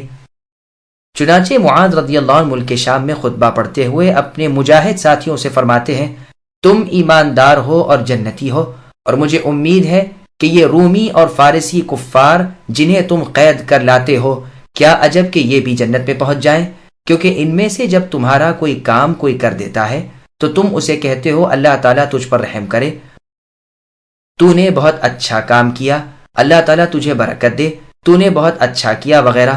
اور قرآن کا وعدہ ہے کہ اللہ تعالیٰ ایمان لانے اور نیک عمل کرنے والوں کی دعا قبول فرماتے ہیں۔ پھر آپ نے یہی آیت تلاوت فرمائی۔ معنی اس کے یہ ہیں کہ اللہ تعالیٰ ان کی سنتے ہیں، جیسا کہ سورہ زمر کی آیت نمبر 17 میں ہے الذین یستمعون القول۔ اس کی یہ تفسیر کی گئی ہے کہ جو بات کو مان لیتے ہیں اور اس کی اتباع کرتے ہیں، اور جیسے سورہ انعام کی آیت نمبر 36 میں فرمایا انما یستجیب الذین یسمعون۔ تفسیر ابن جریر طبری میں ہے ابراہیم نخعی رحمہ اللہ نے اس آیت کی تفسیر میں فرمایا ہے کہ ایمان والے بندے اپنے بھائیوں کی سفارش کریں گے اور انہیں زیادہ فضل ملے گا، یعنی بھائیوں کی بھی شفاعت کی اجازت ہوگی۔ مؤمنوں کی اس عزت و شان کو بیان فرما کر کفار کی بدحالی بیان فرمائی کہ ان کفار کو سخت دردناک اور گھبراہٹ والے عذاب ہوں گے۔ پھر فرمایا اگر ان بندوں کو ان کی روزیوں میں وسعت مل جاتی، ان کی ضرورت سے زیادہ ان کے پلے پڑ جاتا تو یہ خر مستی میں آ کر دنیا میں ہلڑ مچا دیتے اور دنیا کے امن کو آگ لگا دیتے۔ ایک دوسرے کو پھونک دینا، بھون کھانا، سرکشی اور طغیان، تکبر اور بے پرواہی حد سے بڑھ جاتی۔ اسی لیے قتادہ رحمہ اللہ کا مقولہ ہے کہ زندگی کا سامان اتنا ہی اچھا ہے جتنے میں سرکشی اور لاؤبالی پن نہ آئے۔ اس مضمون کی پوری حدیث کے مجھے تم پر سب سے زیادہ ڈر دنیا کی نمائش کا ہے پہلے بیان ہو چکی ہے۔ پھر آگے اللہ فرماتے ہیں کہ اللہ تعالیٰ ایک اندازے سے روزیاں پہنچا رہے ہیں، بندے کی صلاحیت کا اللہ کو علم ہے، تونگری اور فقیری کے مستحق کو اللہ تعالیٰ خوب جانتے ہیں۔ پھر ارشاد ہوتا ہے کہ لوگ باران رحمت کا انتظار کرتے کرتے مایوس ہو جاتے ہیں، ایسی پوری حاجت اور سخت مصیبت کے وقت میں بارش برساتا ہوں، ان کی نا امیدی اور خشک سالی کٹ جاتی ہے اور عام طور پر میری رحمت پھیل جاتی ہے۔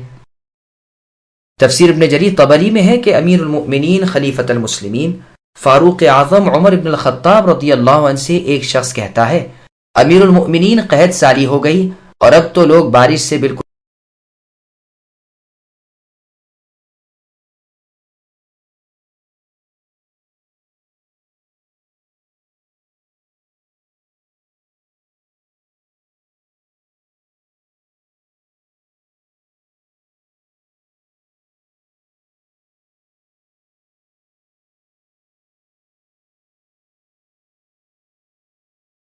ومن آياته خلق السماوات والأرض وما بث فيهما من دابة وهو على جمعهم إذا يشاء قدير وما أصابكم من مصيبة فبما كسبت أيديكم ويعفو عن كثير وما أنتم بمعجزين في الأرض وما لكم من دون الله من ولي ولا نصير۔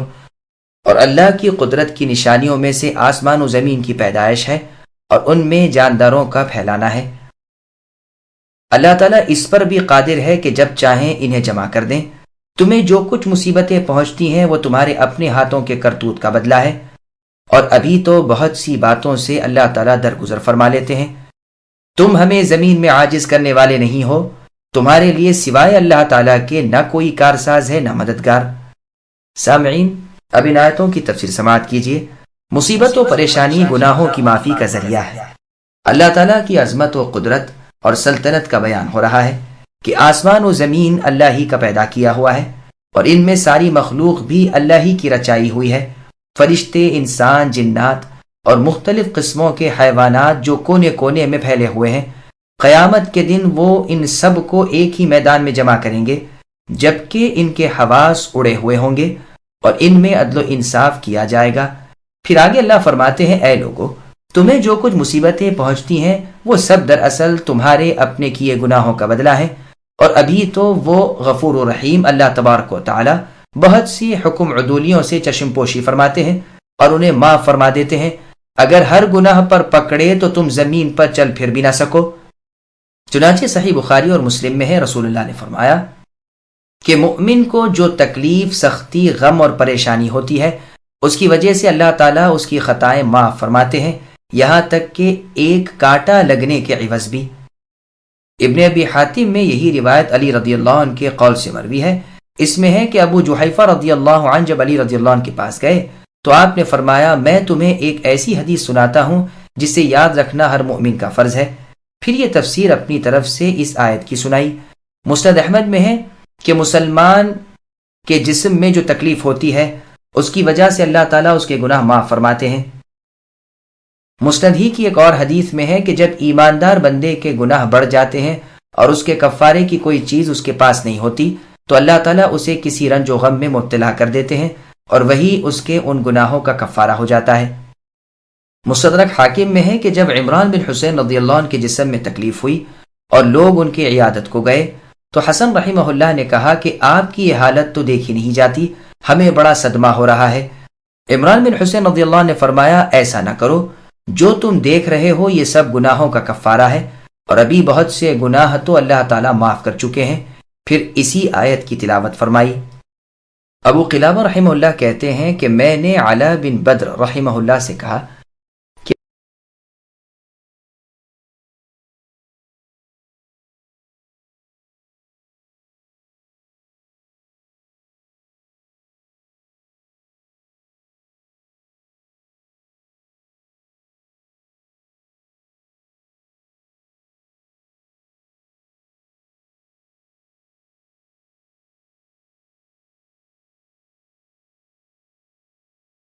ومن آياته الجوار في البحر كالأعلام إن يشأ يسكن الريح فيظللن رواكد على ظهره إن في ذلك لآيات لكل صبار شكور أو يوبقهن بما كسبوا ويعفو عن كثير ويعلم الذين يجادلون في آياتنا ما لهم من محيص۔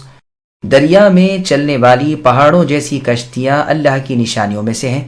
اگر اللہ تعالیٰ چاہیں تو ہوا بند کر دیں اور یہ کشتیاں سمندروں پر رکی رہ جائیں، یقیناً اس میں ہر صبر کرنے والے شکر گزار کے لیے نشانیاں ہیں، یا انہیں ان کے کرتوتوں کے باعث تباہ کر دیں، وہ تو بہت سے تقصیروں سے درگزر فرمایا کرتے ہیں، تاکہ جو لوگ ہماری نشانیوں میں جھگڑتے ہیں وہ معلوم کر لیں کہ ان کے لیے کوئی چھٹکارا نہیں۔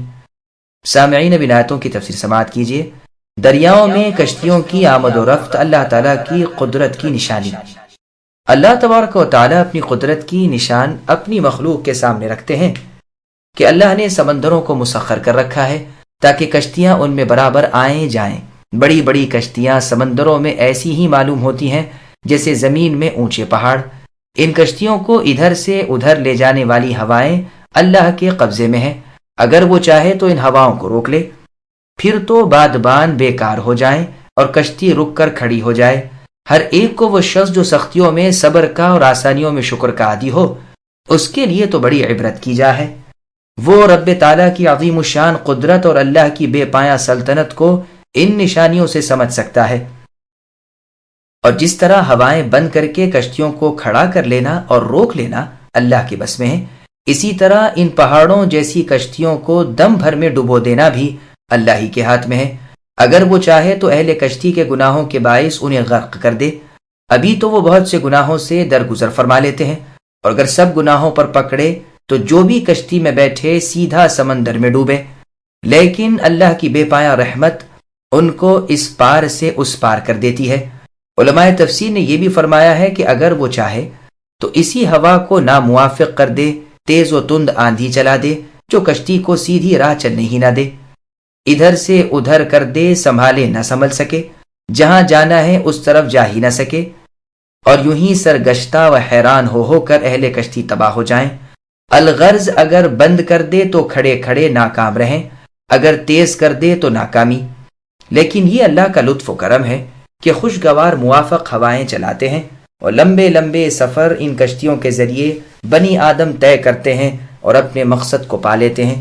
یہی حال پانی کا ہے کہ اگر بالکل نہ برسائے، خشک سالی رہے، دنیا تباہ ہو جائے، اگر بہت ہی برسا دے تو ترسالی کوئی چیز پیدا نہ ہونے دے اور دنیا ہلاک ہو جائے۔ ساتھ ہی مینا کی کثرت طغیانی کا، مکانوں کے گرنے کا اور پوری بربادی کا سبب بن جائے، یہاں تک کہ رب تعالیٰ کی مہربانی سے جن شہروں میں اور جن زمینوں میں زیادہ بارش کی ضرورت ہے وہاں کثرت سے مینا برستا ہے، اور جہاں کم کی ضرورت ہے وہاں کمی سے۔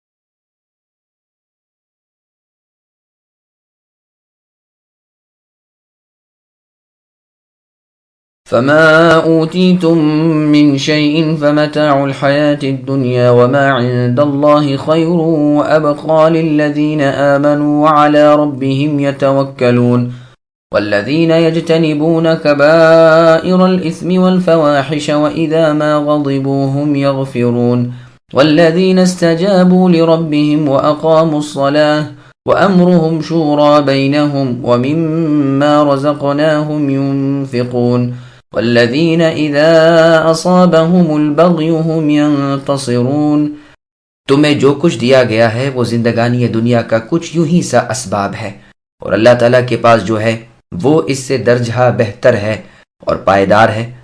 وہ ان کے لیے ہے جو ایمان لائے اور صرف اپنے رب تعالیٰ ہی پر بھروسہ رکھتے ہیں، اور کبیرہ گناہوں سے اور بے حیائیوں سے بچتے رہتے ہیں، اور غصے کے وقت بھی معاف کر دیا کرتے ہیں، اور اپنے رب تعالیٰ کے فرمان کو قبول کرتے ہیں، اور نماز کی پابندی کرتے ہیں، اور ان کا ہر کام آپس کے مشورے سے ہوتا ہے، اور جو ہم نے انہیں دے رکھا ہے اس میں سے ہمارے نام دیتے رہتے ہیں، اور جب ان پر ظلم و زیادتی ہو تو وہ صرف بدلہ لے لیتے ہیں۔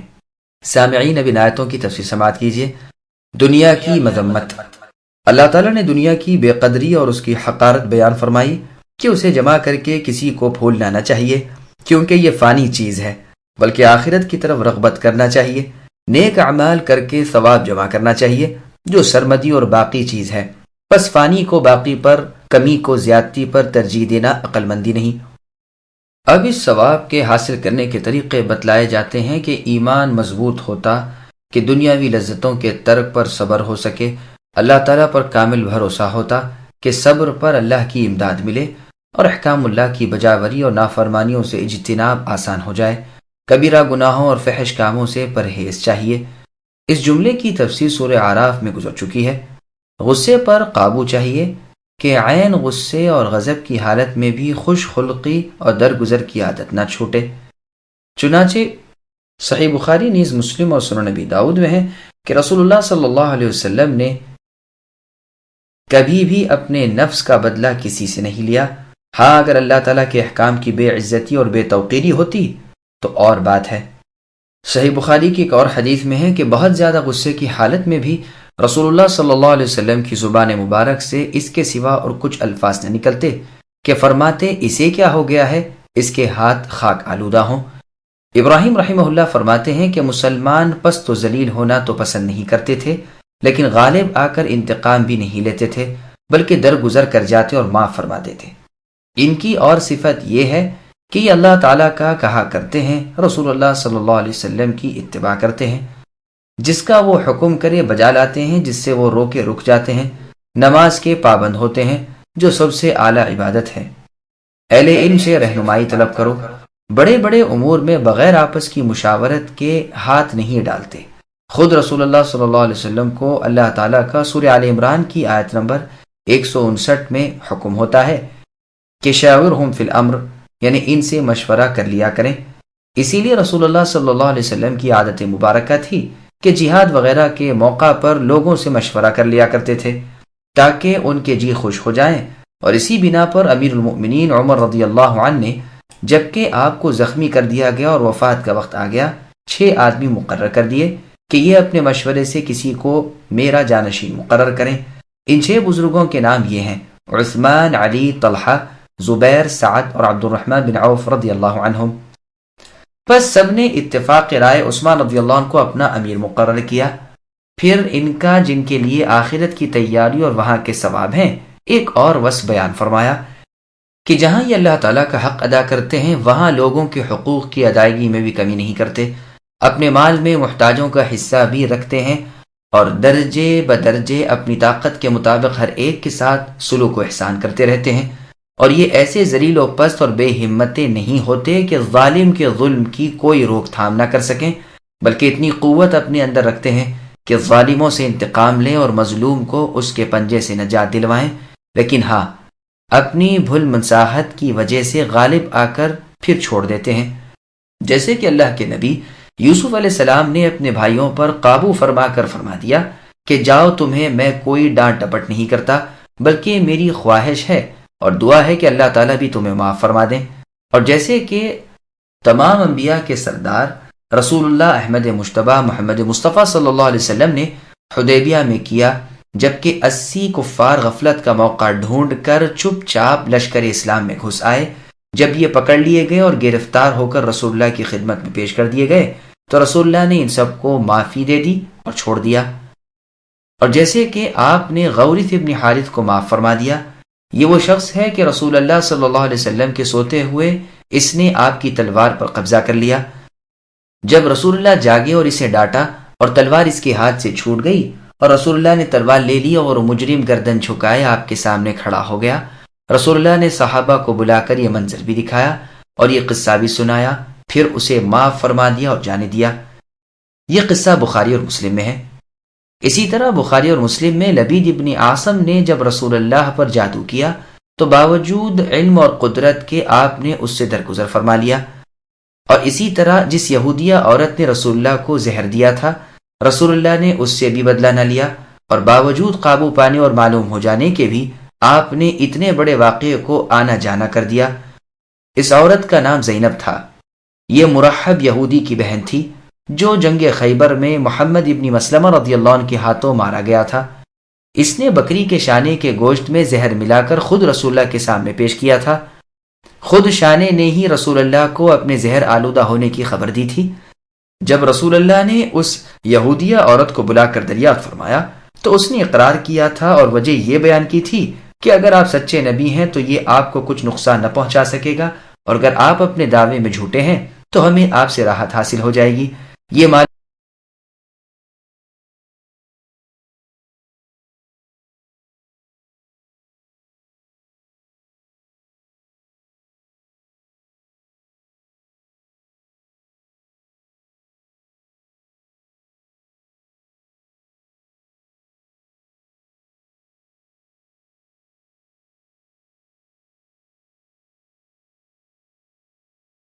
وجزاء سيئة سيئة مثلها فمن عفا وأصلح فأجره على الله إنه لا يحب الظالمين ولمن انتصر بعد ظلمه فأولئك ما عليهم من سبيل إنما السبيل على الذين يظلمون الناس ويبغون في الأرض بغير الحق أولئك لهم عذاب أليم وَلَمَنْ صَبَرَ وَغَفَرَ إِنَّ ذَلِكَ لَمِنْ عَزْمِ الْأُمُورِ۔ اور برائی کا بدلہ اسی جیسی برائی ہے، اور جو معاف کر دے اور صلح کرے اس کا اجر اللہ تعالیٰ کے ذمے ہے۔ فی الواقع اللہ تعالیٰ ظالموں کو دوست نہیں رکھتے، اور جو شخص اپنے مظلوم ہونے کے بعد برابر کا بدلہ لے لے تو ایسے لوگوں پر الزام کا کوئی راستہ نہیں۔ یہ راستہ صرف ان لوگوں پر ہے جو خود دوسروں پر ظلم کریں اور زمین میں ناحق فساد کرتے پھریں۔ یہی لوگ ہیں جن کے لیے دردناک عذاب ہیں۔ جو شخص صبر کر لے اور معاف کر دے یقیناً یہ بڑی ہمت کے کاموں میں سے ایک کام ہے۔ سامعین، اب ان آیتوں کی تفسیر سماعت کیجیے۔ کسی کی ایذا رسانی پر بدلے کا ذکر یا معافی۔ اللہ تعالیٰ کا ارشاد ہوتا ہے کہ برائی کا بدلہ لینا جائز ہے، جیسے اللہ تعالیٰ نے سورہ بقرہ کی آیت نمبر 194 میں فرمایا فَمَنِ اعْتَدَى عَلَيْكُمْ فَاعْتَدُوا عَلَيْهِ بِمِثْلِ مَا اعْتَدَى عَلَيْكُمْ، اور سورہ نحل کی آیت نمبر 126 میں فرمایا وَإِنْ عَاقَبْتُمْ فَعَاقِبُوا بِمِثْلِ مَا عُوقِبْتُمْ بِهِ۔ ان سب آیات کا مطلب یہی ہے، لیکن افضلیت اسی میں ہے کہ عفو و درگزر کیا جائے، جیسے اللہ نے سورہ مائدہ کی آیت نمبر 45 میں فرمایا وَالْجُرُوحَ قِصَاصٌ فَمَنْ تَصَدَّقَ بِهِ فَهُوَ كَفَّارَةٌ لَهُ، یعنی خاص زخموں کا بھی بدلہ ہے، پھر جو شخص اسے معاف کر دے تو وہ اس کے لیے کفارہ ہو جائے گا۔ یہاں بھی اللہ تعالیٰ نے فرمایا کہ جو شخص معاف کر دے اور صلح و صفائی کرے اس کا اجر اللہ تعالیٰ کے ذمے ہے۔ صحیح مسلم کی حدیث میں ہے رسول اللہ صلی اللہ علیہ وسلم نے فرمایا درگزر کرنے کی وجہ سے اللہ تعالیٰ بندے کی عزت اور بڑھا دیتے ہیں، لیکن جو بدلے میں اصل جرم سے بڑھ جائے وہ اللہ کا دشمن ہے، پھر برائی کی ابتدا اسی کی طرف سے سمجھی جائے گی۔ پھر آگے اللہ فرماتے ہیں جس پر ظلم ہوا اسے بدلہ لینے میں کوئی گناہ نہیں۔ سنن نسائی اور ابن ماجہ میں اس طرح ہے کہ زینب رضی اللہ عنہا ام المؤمنین غصے میں بھری ہوئی بلا اطلاع ام المؤمنین عائشہ رضی اللہ عنہا کے گھر چلی آئیں اور رسول اللہ سے صدیقہ رضی اللہ عنہا کی نسبت کچھ کہا۔ پھر عائشہ صدیقہ رضی اللہ عنہا سے لڑنے لگی، لیکن ام المؤمنین عائشہ رضی اللہ عنہا نے خاموشی اختیار کی۔ جب وہ کہہ چکی تو رسول اللہ نے عائشہ رضی اللہ عنہا سے فرمایا تو آپ اپنا بدلہ لے لیں۔ پھر جو صدیقہ رضی اللہ عنہ نے جواب دینے شروع کیے تو ام المؤمنین زینب رضی اللہ عنہا کا تھوک خشک ہو گیا، کوئی جواب نہ دے سکی، اور رسول اللہ کے چہرے سے وہ صدمہ ہٹ گیا۔ الغرض اختصار یہ ہے کہ مظلوم ظالم کو جواب دے اور اپنا بدلہ لے لیا۔ پھر آگے اللہ فرماتے ہیں حرج و گناہ ان پر ہے جو لوگوں پر ظلم کریں، زمین میں بلا وجہ شر و فساد کریں۔ چنانچہ صحیح مسلم، سنن نبی داؤد، سنن ترمذی وغیرہ میں ہے رسول اللہ صلی اللہ علیہ وسلم نے فرمایا دو برا کہنے والے جو کچھ کہیں یعنی آپس میں سب کا بوجھ شروع کرنے والے پر ہے جب تک کہ مظلوم بدلے کی حد سے آگے نہ نکلے۔ ایسے فسادی لوگ قیامت کے دن دردناک عذابوں میں مبتلا کیے جائیں گے۔ محمد ابن واسع رحمہ اللہ فرماتے ہیں میں مکے میں جانے لگا تو دیکھا کہ خندق پر پل بنا ہوا ہے، میں ابھی وہیں تھا جو گرفتار کر لیا گیا اور امیر بصرہ مروان ابن المحلب کے پاس پہنچا دیا گیا۔ اس نے مجھ سے کہا ابو عبداللہ تم کیا چاہتے ہو؟ میں نے کہا یہی کہ اگر تم سے ہو سکے تو بنو عادی کے بھائی جیسے بن جاؤ۔ پوچھا وہ کون ہے؟ کہا علا بن زیاد کے اپنے ایک دوست کو ایک مرتبہ کسی صیغے پر عامل بنایا تو انہوں نے اسے لکھا کہ حمد و صلات کے بعد اگر تم سے ہو سکے تو یہ کرنا کہ تمہاری کمر بوجھ سے خالی رہے، تمہارا پیٹ حرام سے بچ جائے، تمہارے ہاتھ مسلمانوں کے خون و مال سے آلودہ نہ ہو، تو جب تم یہ کرو گے تو تم پر کوئی گناہ کی راہ باقی نہ رہے گی۔ یہ راہ تو ان پر ہے جو لوگوں پر ظلم کریں اور بے وجہ ناحق زمین میں فساد پھیلائیں۔ مروان نے کہا اللہ جانتے ہیں اس نے سچ کہا اور خیر خواہی کی بات کہی، اچھا اب کیا آرزو ہے؟ فرمایا یہی کہ تم مجھے میرے گھر پہنچا دو۔ مروان نے کہا بہت اچھا۔ یہ روایت ابن ابی حاتم کی ہے۔ پس ظلم و اہل ظلم کی مذمت بیان کر کے بدلے کی اجازت دے کر اب افضلیت کی طرف اللہ تعالیٰ رغبت دیتے ہوئے فرماتے ہیں کہ جو ایذا سہ لے اور برائی سے درگزر کر لے اس نے بڑی بہادری کا کام کیا۔ جس پر وہ بڑے ثواب اور پورے بدلے کا مستحق ہے۔ فضیل ابن عیاض رحمہ اللہ کا فرمان ہے کہ جب تم سے آ کر کوئی شخص کسی اور کی شکایت کرے تو اسے تلقین کرو کہ بھائی معاف کر دو، معافی میں ہی بہتری ہے اور یہی پرہیزگاری کا ثبوت ہے۔ اگر وہ نہ مانے اور اپنے دل کی کمزوری کا اظہار کرے تو خیر کہہ دو کہ جاؤ بدلہ لے لو، لیکن اس صورت میں کہ پھر کہیں تم بڑھ نہ جاؤ، ورنہ ہم تو اب بھی یہی کہیں گے کہ معاف کر دو، یہ دروازہ بہت وسعت والا ہے اور بدلے کی راہ بہت تنگ ہے۔ سنو، معاف کر دینے والا تو با آرام میٹھی نیند سو جاتا ہے، اور بدلے کی دھن والا دن رات متفکر رہتا ہے اور توڑ جوڑ سوچتا ہے۔ مسند احمد میں ہے کہ ایک شخص نے ابو بکر صدیق رضی اللہ عنہ کو برا بھلا کہنا شروع کیا۔ رسول اللہ بھی وہیں تشریف فرما تھے۔ آپ مسکرانے لگے۔ صدیق اکبر رضی اللہ عنہ خاموش تھے، لیکن جب اس نے بہت گالیاں دیں تو ابو بکر رضی اللہ عنہ نے بھی بعض کا جواب دیا۔ اس پر رسول اللہ ناراض ہو کر وہاں سے چل دیے۔ ابو بکر رضی اللہ عنہ سے رہا نہ گیا، رسول اللہ کی خدمت میں حاضر ہوئے اور عرض کیا کہ اے اللہ کے رسول، وہ مجھے برا کہتا رہا تو آپ بیٹھے رہے، سنتے رہے، اور جب میں نے اس کی دو ایک باتوں کا جواب دیا تو آپ ناراضی سے اٹھ چلے۔ رسول اللہ نے فرمایا، سنو، جب تک تم خاموش تھے فرشتہ تمہاری طرف سے جواب دیتا تھا، جب تم آپ بولے تو فرشتہ ہٹ گیا اور شیطان بیچ میں آ گیا، پھر بھلا میں شیطان کی موجودگی میں کیسے بیٹھا رہتا؟ پھر فرمایا، سنو ابو بکر، تین چیزیں بالکل برحق ہیں، جس پر کوئی ظلم کیا جائے اور وہ اس سے چشم پوشی کرے تو ضرور اللہ تعالیٰ اسے عزت دیں گے اور اس کی مدد کریں گے۔ جو شخص سلوک و احسان کا دروازہ کھولے گا اور صلہ رحمی کے ارادے سے لوگوں کو دیتا رہے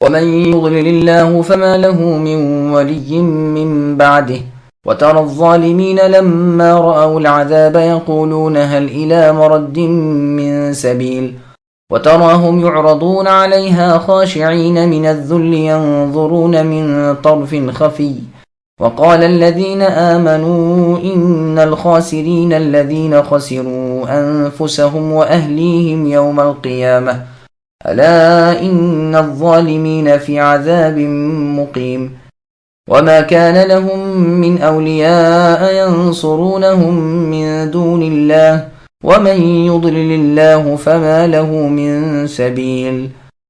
اور جسے اللہ تعالیٰ بہکا دیں اس کا اللہ کے بعد کوئی چارہ ساز نہیں۔ اے نبی، آپ دیکھیں گے کہ ظالم لوگ عذابوں کو دیکھ کر کہہ رہے ہوں گے کہ کیا واپس جانے کی کوئی راہ ہے، اور آپ انہیں دیکھیں گے کہ وہ جہنم کے سامنے لا کھڑے کیے جائیں گے، ماری ذلت کے کبڑے ہوئے جاتے ہوں گے اور جھکی ہوئی آنکھ کے گوشے سے دیکھ رہے ہوں گے۔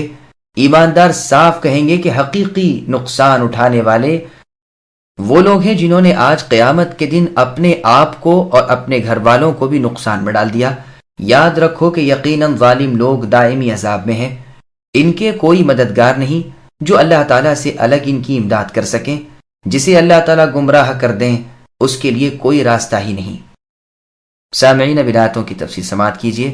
جہنم کو دیکھ کر ظالموں کی بدحواسی، اللہ تعالیٰ بیان فرماتے ہیں کہ وہ جو چاہتے ہیں ہوتا ہے، اللہ کو کوئی نہیں روک سکتا، اور جو نہیں چاہتے نہیں ہوتا اور نہ اسے کوئی کر سکتا ہے۔ اللہ تعالیٰ جسے چاہے راہ راست دکھا دیں، اسے کوئی نہیں بہکا سکتا، اور جس سے وہ راہ گم کر دے اسے کوئی اس راہ کو دکھا نہیں سکتا۔ سورہ کہف کی آیت نمبر 17 میں اللہ نے فرمایا، وَمَن يُضْلِلْ فَلَن تَجِدَ لَهُ وَلِيًّا مُرْشِدًا، یعنی اے نبی، جسے اللہ تعالیٰ گمراہ کر دے اس کا کوئی چارہ ساز اور رہبر نہیں۔ پھر آگے اللہ فرماتے ہیں، یہ مشرکین قیامت کے عذابوں کو دیکھ کر دوبارہ دنیا میں آنے کی تمنا کریں گے، جیسے اللہ تعالیٰ نے سورہ انعام کی آیت نمبر 27 میں فرمایا، وَلَوْ تَرَىٰ إِذْ وُقِفُوا عَلَى النَّارِ الْآيَةِ، کہ نبی وہ وقت بھی قابل دید ہے کہ آپ انہیں دیکھتے جبکہ یہ دوزخ کے پاس کھڑے کیے جائیں گے اور کہیں گے، ہائے کیا ہی اچھی بات ہو کہ ہم دوبارہ واپس دنیا میں بھیج دیے جائیں تو ہم ہرگز اپنے رب کی آیتوں کو جھوٹ نہ بتلائیں بلکہ ایمان لے آئیں۔ سچ تو یہ ہے کہ یہ لوگ جس چیز کو اس سے پہلے پوشیدہ کیے ہوئے تھے وہ ان کے سامنے آ گئی. بات یہ ہے کہ اگر یہ دوبارہ دنیا میں بھیجے بھی گئے تب بھی وہی کریں گے جس سے منع کیے جاتے ہیں. یقیناً یہ جھوٹے ہیں. پھر آگے اللہ نے فرمایا یہ جہنم کے پاس لائے جائیں گے اور اللہ تعالیٰ کی نافرمانیوں کی وجہ سے ان پر ذلت برس رہی ہوگی. عاجزی سے جھکے ہوئے ہوں گے اور نظریں بچا کر جہنم کو تک رہے ہوں گے، لیکن جس سے ڈر رہے ہیں اس سے بچ نہ سکیں گے. نہ صرف اتنا ہی بلکہ ان کے وہم و گمان سے بھی زیادہ عذاب انہیں ہوگا. اللہ تعالیٰ ہمیں محفوظ رکھے. اس وقت ایماندار لوگ کہیں گے کہ حقیقی نقصان یافتہ وہ لوگ ہیں جنہوں نے اپنے ساتھ اپنے والوں کو بھی جہنم واصل کیا.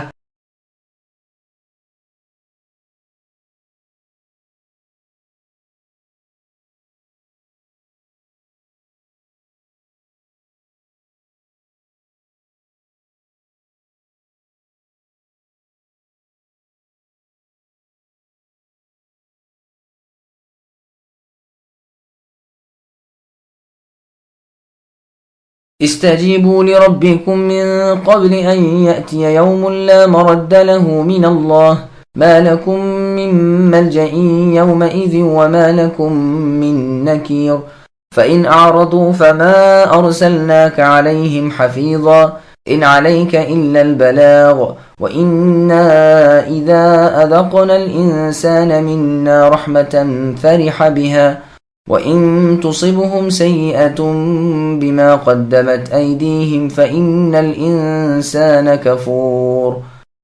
اپنے رب کا حکم مان لو اس سے پہلے کہ وہ اللہ کا دن آ جائے جس کا ہٹ جانا ناممکن ہے. تمہیں اس روز نہ تو کوئی پناہ کی جگہ ملے گی نہ چھپ کر انجان بن جانے کی. اگر یہ منہ پھیر لیں تو ہم نے اے نبی آپ کو ان پر نگہبان بنا کر نہیں بھیجا. آپ کے ذمے تو صرف پیغام پہنچا دینا ہے. ہم جب کبھی انسان کو اپنی مہربانی کا مزہ چکھاتے ہیں تو وہ اس پر اترا جاتا ہے، اور اگر انہیں ان کے اعمال کی وجہ سے کوئی مصیبت پہنچتی ہے تو بے شک انسان بڑا ہی ناشکرا ہے. سامعین اب آیتوں کی تفسیر سماعت کیجیے. جہنم سے بچاؤ کی تدبیر. چونکہ اوپر یہ ذکر تھا کہ قیامت کے دن بڑے ہیبتناک واقعات ہوں گے، وہ سخت مصیبت کا دن ہوگا، تو اب یہاں اس سے ڈرا رہے ہیں اور اس دن کے لیے تیار رہنے کو فرماتے ہیں کہ اس اچانک آ جانے والے دن سے پہلے ہی پہلے اللہ تعالیٰ کا فرمان پر پوری طرح عمل کرو. جب وہ دن آ جائے گا تو تمہیں نہ تو کوئی جائے پناہ ملے گی نہ ایسی جگہ کہ وہاں انجان بن کر ایسے چھپ جاؤ کہ پہچانے نہ جاؤ اور نہ نظر پڑو. پھر آگے اللہ فرماتے ہیں کہ اگر یہ مشرک اے نبی نہ مانے تو آپ ان پر نگہبان بنا کر نہیں بھیجے گئے. انہیں ہدایت پر لا کھڑا کر دینا آپ کے ذمے نہیں، یہ کام اللہ تعالیٰ کا ہے. آپ پر صرف تبلیغ ہے، حساب ہم خود لے لیں گے. انسان کی حالت یہ ہے کہ راحت میں بدمست بن جاتا ہے اور تکلیف میں ناشکراپن کرتا ہے. اس وقت اگلی نعمتوں کا بھی منکر بن جاتا ہے. چنانچہ صحیح بخاری میں ہے کہ رسول اللہ صلی اللہ علیہ وسلم نے عورتوں سے فرمایا صدقہ کرو، میں نے تمہیں زیادہ تعداد میں جہنم میں دیکھا ہے. کسی نے پوچھا یہ کس وجہ سے؟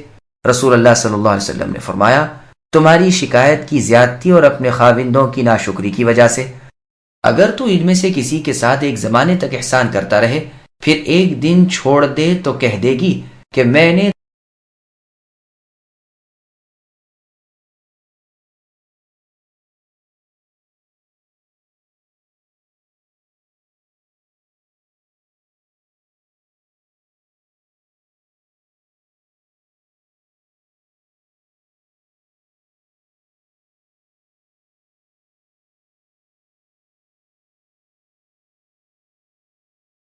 لله ملك السماوات والأرض يخلق ما يشاء يهب لمن يشاء إناثا ويهب لمن يشاء الذكور أو يزوجهم ذكرانا وإناثا ويجعل من يشاء عقيما إنه عليم قدير وما كان لبشر أن يكلمه الله إلا وحيا أو من وراء حجاب أو يرسل رسولا فيوحي بإذنه ما يشاء إنه علي حكيم وكذلك أوحينا إليك روحا من أمرنا ما كنت تدري ما الكتاب ولا الإيمان ولكن جعلناه نورا نهدي به من نشاء من عبادنا وإنك لتهدي إلى صراط مستقيم صراط الله الذي له ما في السماوات وما في الأرض ألا إلى الله تصير الأمور. آسمانوں کی اور زمین کی سلطنت اللہ تعالیٰ ہی کے لیے ہے. وہ جو چاہتے ہیں پیدا کرتے ہیں، جس کو چاہتے ہیں بیٹیاں دیتے ہیں اور جسے چاہتے ہیں بیٹے دیتے ہیں، یا انہیں جمع کر دیتے ہیں، بیٹے بھی اور بیٹیاں بھی، اور جسے چاہے بانجھ کر دیتے ہیں. وہ اللہ تعالیٰ بڑے علم والے اور کامل قدرت والے ہیں. ناممکن ہے کہ کسی بندے سے اللہ تعالیٰ کلام کرے مگر ہاں بطور وحی کے یا پردے کے پیچھے سے، یا کسی فرشتے کو بھیجے اور وہ بحکم الہی جو وہ چاہے وحی کرے. بے شک اللہ تعالیٰ بزرگی والے اور حکمت والے ہیں. اور اسی طرح ہم نے اے نبی آپ کی طرف اپنے حکم سے روح کو اتارا ہے. آپ اس سے پہلے یہ بھی نہیں جانتے تھے کہ کتاب کیا چیز ہے اور ایمان کیا چیز ہے، لیکن ہم نے اسے نور بنا کر اس کے ذریعے سے اپنے بندوں میں سے جسے چاہا ہدایت کر دی. بے شک آپ راہ راست کی رہبری کر رہے ہیں، اس اللہ تعالیٰ کی راہ کی کہ جس کی ملکیت میں ہے جو کچھ آسمانوں اور زمین میں ہے. آگاہ رہو، سب کام اللہ تعالیٰ ہی کی طرف لوٹتے ہیں. سامعین، اب آیاتوں کی تفسیر سماعت کیجیے. پوری کائنات کا تصرف اللہ تعالیٰ کے اختیار میں ہے. اللہ تعالیٰ فرماتے ہیں کہ خالق، مالک اور متصرف زمین و آسمان کے صرف اللہ تعالیٰ ہی ہیں. وہ جو چاہتے ہیں ہوتا ہے، جو نہیں چاہتے نہیں ہوتا. جسے چاہے دیں، جسے چاہے نہ دیں، جو چاہے پیدا کر دیں اور بنائے، جسے چاہے صرف لڑکیاں دیں جیسے لوط علیہ السلام، اور جسے چاہے صرف لڑکے ہی عطا فرماتے ہیں جیسے ابراہیم خلیل اللہ علیہ السلام، اور جسے چاہے لڑکے لڑکیاں سب کچھ دیتے ہیں جیسے محمد صلی اللہ علیہ وسلم، اور جسے چاہے لا ولد رکھتے ہیں جیسے یحییٰ اور عیسیٰ علیہ السلام. بس یہ 4 قسمیں ہوئیں، لڑکیوں والے، لڑکوں والے، دونوں والے اور دونوں سے خالی ہاتھ. وہ اللہ تعالیٰ علم والے ہیں، ہر مستحق کو بخوبی جانتے ہیں، قادر ہیں، جس طرح کا چاہا تفاوت رکھتے ہیں. بس یہ مقام بھی مثل اس فرمان الہی کے ہے کہ جو عیسیٰ علیہ السلام کے بارے میں ہے کہ تاکہ ہم عیسیٰ کو لوگوں کے لیے نشان یعنی دلیل قدرت بنائیں اور دکھا دیں کہ ہم نے مخلوق کو 4 طور پر پیدا کیا. آدم علیہ السلام صرف مٹی سے پیدا ہوئے، نہ ماں نہ باپ. حوا علیہ السلام آپ کی بیوی صرف مرد یعنی آدم علیہ السلام کی پسلی سے پیدا ہوئی. باقی کل انسان مرد و عورت دونوں سے، سوائے عیسیٰ علیہ السلام کے کہ وہ صرف عورت یعنی اپنی والدہ مریم علیہ السلام سے بغیر مرد کے پیدا کیے گئے. پس عیسیٰ علیہ السلام کی پیدائش سے یہ 4 قسمیں پوری ہو گئی. پس یہ مقام ماں باپ کے بارے میں تھا اور وہ مقام اولاد کے بارے میں. اس کی بھی 4 قسمیں اور اس کی بھی 4 قسمیں. سبحان اللہ، یہ ہے اللہ تعالیٰ کے علم و قدرت کی نشانی. وحی کی مختلف صورتیں، مقامات و مراتب و کیفیات وحی کا بیان ہو رہا ہے کہ کبھی تو رسول اللہ صلی اللہ علیہ وسلم کے دل میں وحی ڈال دی جاتی ہے جس کے وحی الہی ہونے میں رسول اللہ صلی اللہ علیہ وسلم کو کوئی شک نہیں رہتا. جیسے صحیح ابن حبان میں حدیث ہے کہ روح القدس نے میرے دل میں یہ بات پھونکی ہے کہ کوئی شخص بھی جب تک اپنی روزی اور اپنا وقت پورا نہ کرے ہرگز نہیں مرتا. پس اللہ تعالیٰ سے ڈرو اور روزی کی طلب میں اچھائی اختیار کرو. یا پھر اللہ تعالیٰ پردے کی اوٹ سے بات کرتے ہیں جیسے موسیٰ علیہ السلام سے بات کی، کیونکہ انہوں نے کلام سن کر جمال دیکھنا چاہا لیکن وہ پردے میں تھا. چنانچہ سنن ترمذی میں اور ابن ماجہ میں ہے کہ رسول اللہ صلی اللہ علیہ وسلم نے جابر بن عبداللہ رضی اللہ عنہما سے فرمایا تھا کہ اللہ تعالیٰ نے کسی سے کلام نہیں کیا مگر پردے کے پیچھے سے، لیکن تمہارے والد عبداللہ سے آمنے سامنے کلام کیا. یہ جنگ احد میں کفار کے ہاتھوں سے شہید کیے گئے تھے، لیکن یہ یاد رہے کہ یہ کلام عالم برزخ کا ہے، اور جس کلام کا ذکر ہے اس سے مراد دار دنیا کا کلام ہے، یا اپنے قاصد کو بھیج کر اپنی بات اس تک پہنچائے، جیسے جبرائیل علیہ السلام وغیرہ فرشتے رسولوں کے پاس آتے رہے. وہ اللہ تعالیٰ علو یعنی بلندی اور بزرگی والے ہیں، ساتھ ہی حکیم اور حکمت والے ہیں. روح سے مراد قرآن ہے. اللہ تعالیٰ فرماتے ہیں کہ اس قرآن کو بذریعہ وحی کے ہم نے اے نبی آپ کی طرف اتارا ہے، کتاب اور ایمان کو اس تفصیل کے ساتھ جو ہم نے اپنی کتاب میں کی ہے. آپ اس سے پہلے جانتے بھی نہ تھے، لیکن ہم نے اس قرآن کو نور بنایا ہے تاکہ اس کے ذریعے سے ہم اپنے ایماندار بندوں کو راہ راست دکھلائیں جیسے اللہ تعالیٰ نے سورہ حمیم سجدہ کی آیت نمبر 4 میں فرمایا قل هو للذین آمنوا الآیہ، اے نبی کہہ دیجئے کہ یہ قرآن ایمان والوں کے واسطے ہدایت و شفا ہے، اور بے ایمانوں کے کان بہرے اور آنکھیں اندھی ہیں۔ پھر آگے اللہ نے فرمایا کہ اے نبی صلی اللہ علیہ وسلم، آپ صریح اور مضبوط حق کی رہنمائی کر رہے ہیں۔ پھر صراط مستقیم کی تشریح کی اور فرمایا اسے شرع مقرر کرنے والے خود اللہ تعالیٰ ہیں، جس کی شان یہ ہے کہ آسمانوں زمینوں کے مالک